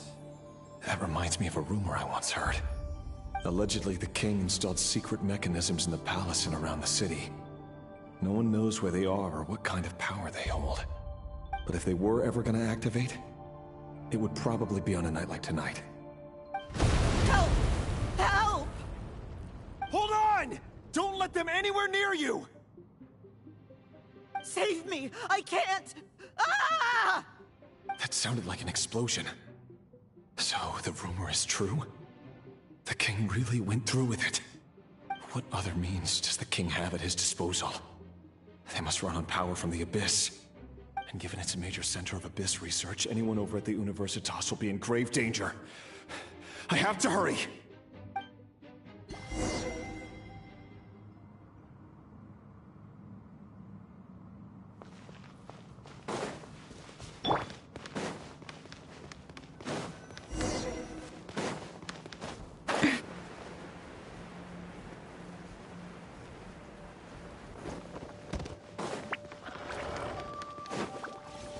No more lies. Can't hide the truth. Defensive mode engaged. Annihilation mode. Silence!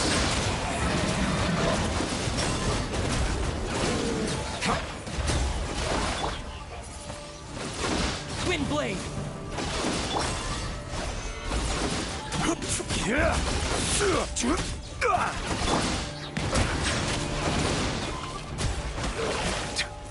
It all adds up. Can't hide the truth. Insulation chamber. Bow your head. It all adds up. The mystery unravels. Order guide you. Gather. Defensive mode engaged. Ultimatum protocol.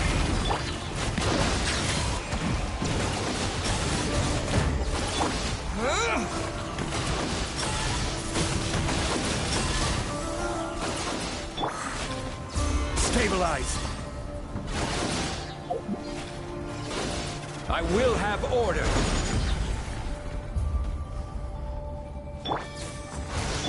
Cleanup sequence initiated. Silence!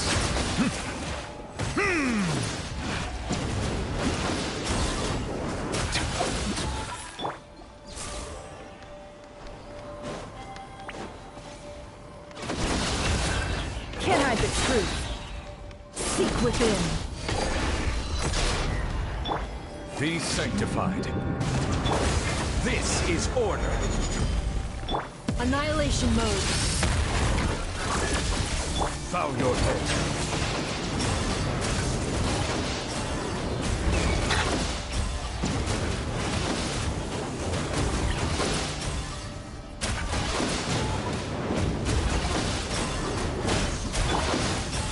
Solidify! No more lies.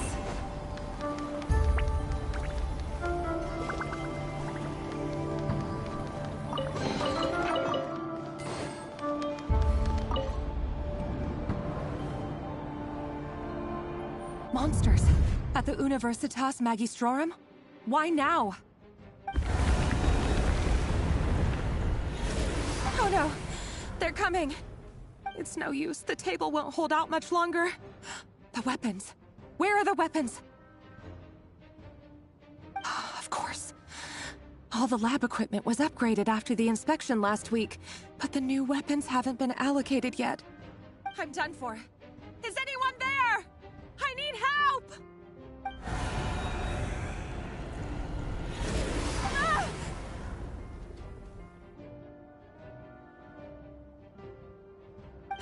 Stay back! Please stay back! Please!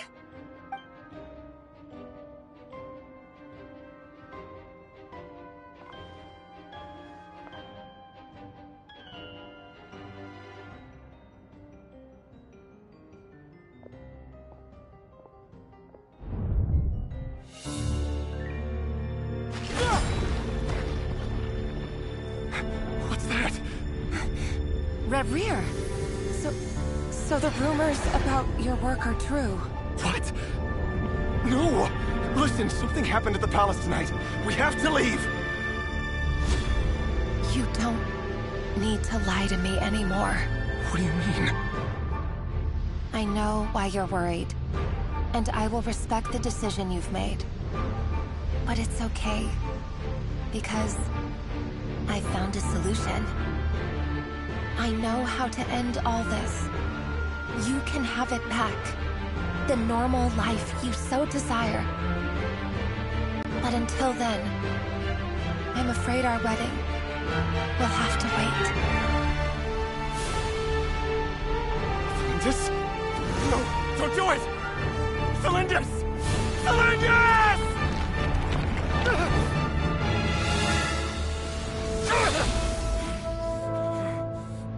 I told you, Rarier. Let her go.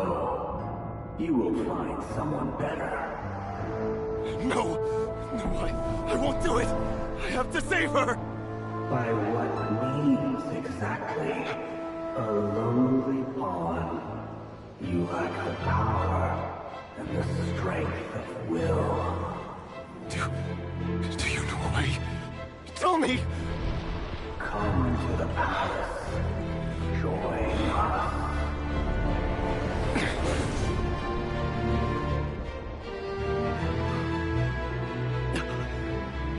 Rarier, thank goodness we...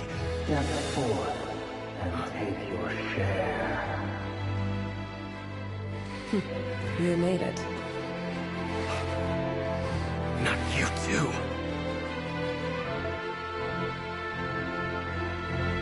Hatred or grief, despair, desire. We all have our own.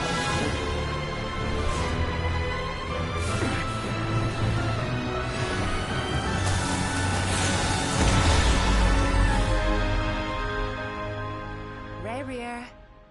Rarier. Cylindus? Were you daydreaming?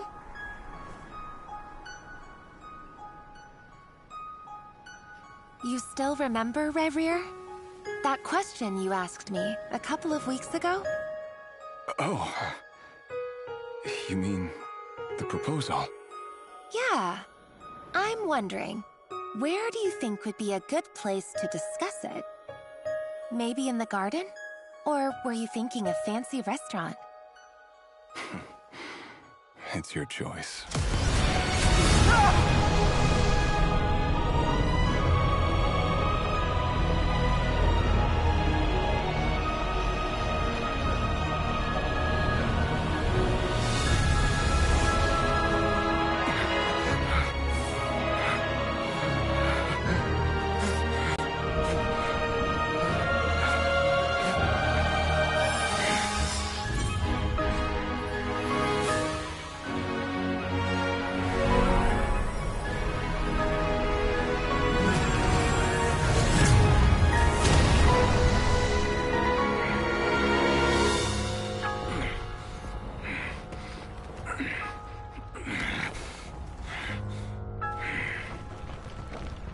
I will find you. And then...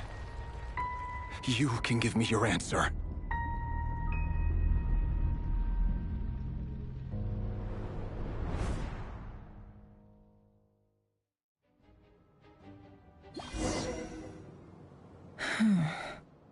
So that's how the Raker of Solnari was born. A monster created by circumstance. Viewing other people's thoughts for too long can get uncomfortable. Right now, I'm in a nutshell. The story of Conria is what happens when the truth falls by the wayside.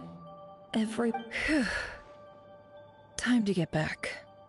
His past is filled with sorrow, but the tale of any fallen civilization is one of endless tragedy. Cruel as it may be, that was Conria's fate.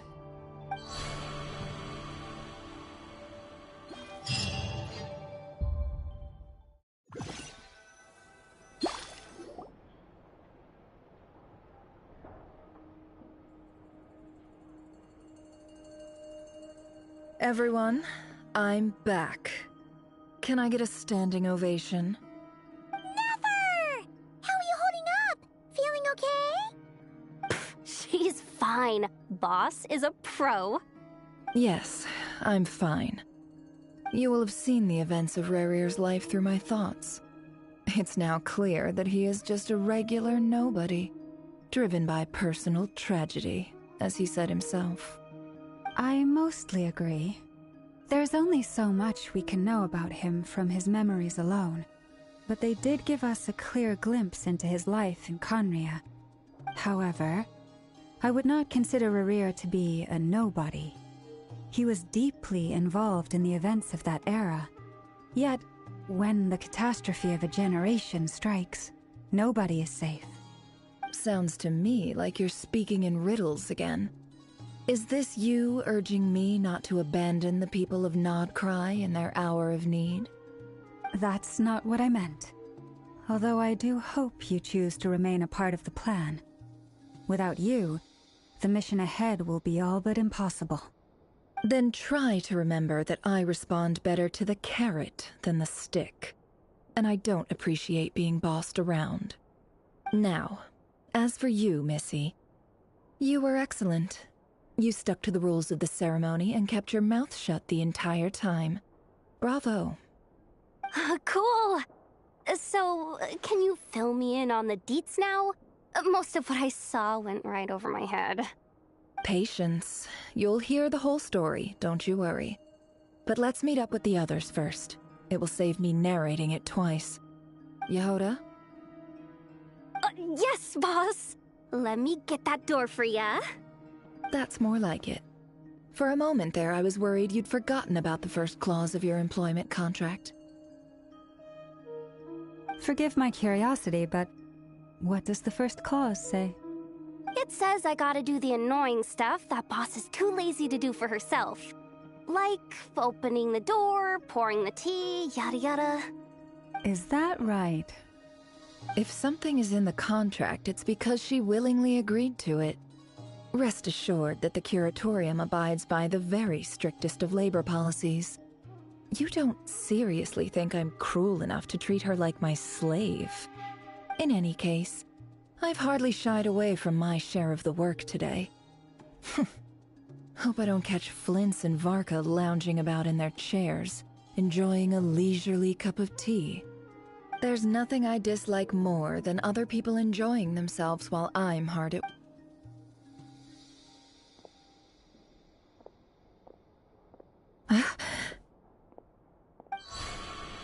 Oh no.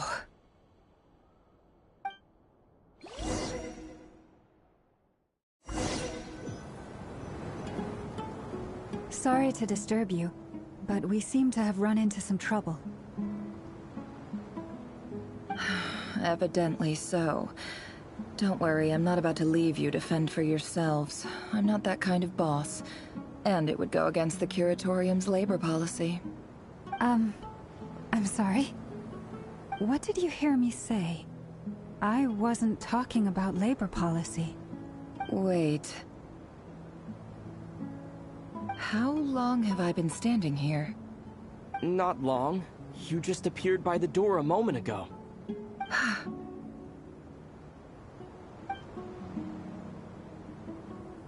Boss, what's wrong? You look like you've seen a ghost. We've been tricked. We never left at all. Somehow I hallucinated that whole scene. Hallucinated? But how? How indeed. This place should heed my will alone. All thoughts and actions that occur in here are just a result of pawns moving across the chessboard in a carefully calculated manner. And nobody has access to this chess set but me. So you control everything in here? More or less. But yes, it's a special technique of mine. Has anything like this ever happened before? Only once. It was the first time I used the chess set. Is there any similarity between what happened then and what's happening now? I suppose my thoughts are a little turbulent, which was also the case my first time. Is there anything I can do to help? The first clause of your contract clearly states that I only need your help with things that I'm too lazy to do myself. Meaning, you're not feeling lazy right now? Meaning, this is not something Yehoda can help with. The chess set is a personal treasure that I alone understand. I must be the one to find our way out of here. Boss, it's fine. Really. Let me do something useful. Oh, listen to you. Whatever would I do without you, Yehoda? What? Really? Yes, really. Where would I ever find another employee as obedient and servile as you? God forbid anything ever happens to you. Oh, okay. Well, anyway, I was thinking of fetching some water. There's gotta be a source around here somewhere. I suggest everyone finds someplace comfortable to take a rest. We gotta conserve our energy. Even though all this chess malarkey doesn't exist in a physical sense, mentally speaking, it's all real. And so is our tiredness and fatigue. You don't want to dismiss mental fatigue. Just because it isn't physical doesn't mean it's any less serious. But anyway, I got your backs, so don't worry about a thing. Don't I have the best employees? Jealous much? If we can find a suitable time, I'd love to borrow Yehoda for a day to help out at the Frost Moon Scions. Would you be amenable to that, Boss Nefer? Oh, Lauma. Have I ever told you just how pretty you are? Beauty runs from the tips of your ant. Time to rally, everyone. Follow me. As we continue our journey, the same rules will apply. That means stay focused and no talking no matter what we encounter. And don't disturb the chat. You have my word that I will get us all out of here.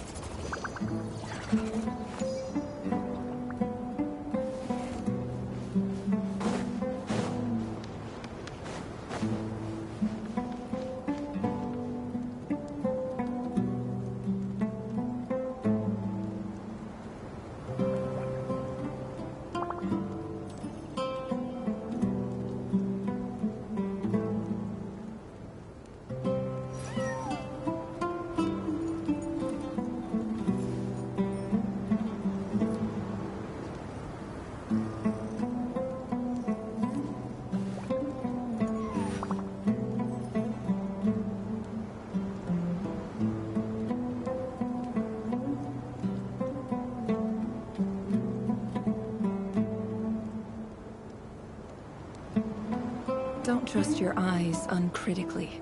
People only see what they want to, so don't be your own fool.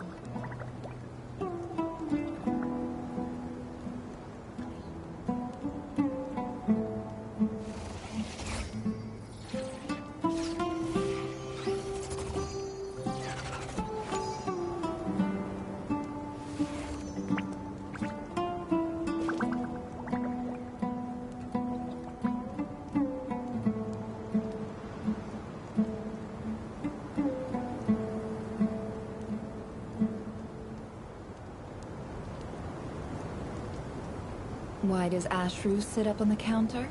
To welcome our clients, of course. A kitty's gotta earn his kibble somehow.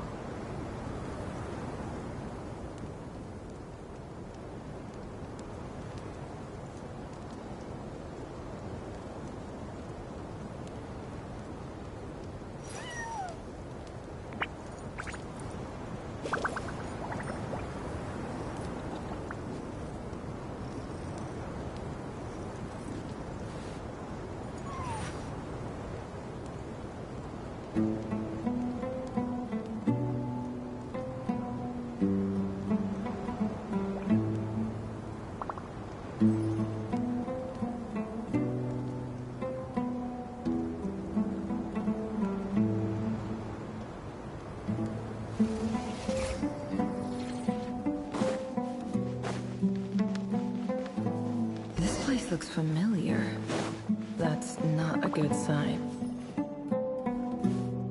I wasn't expecting visitors. Oh. There you are! Sinuate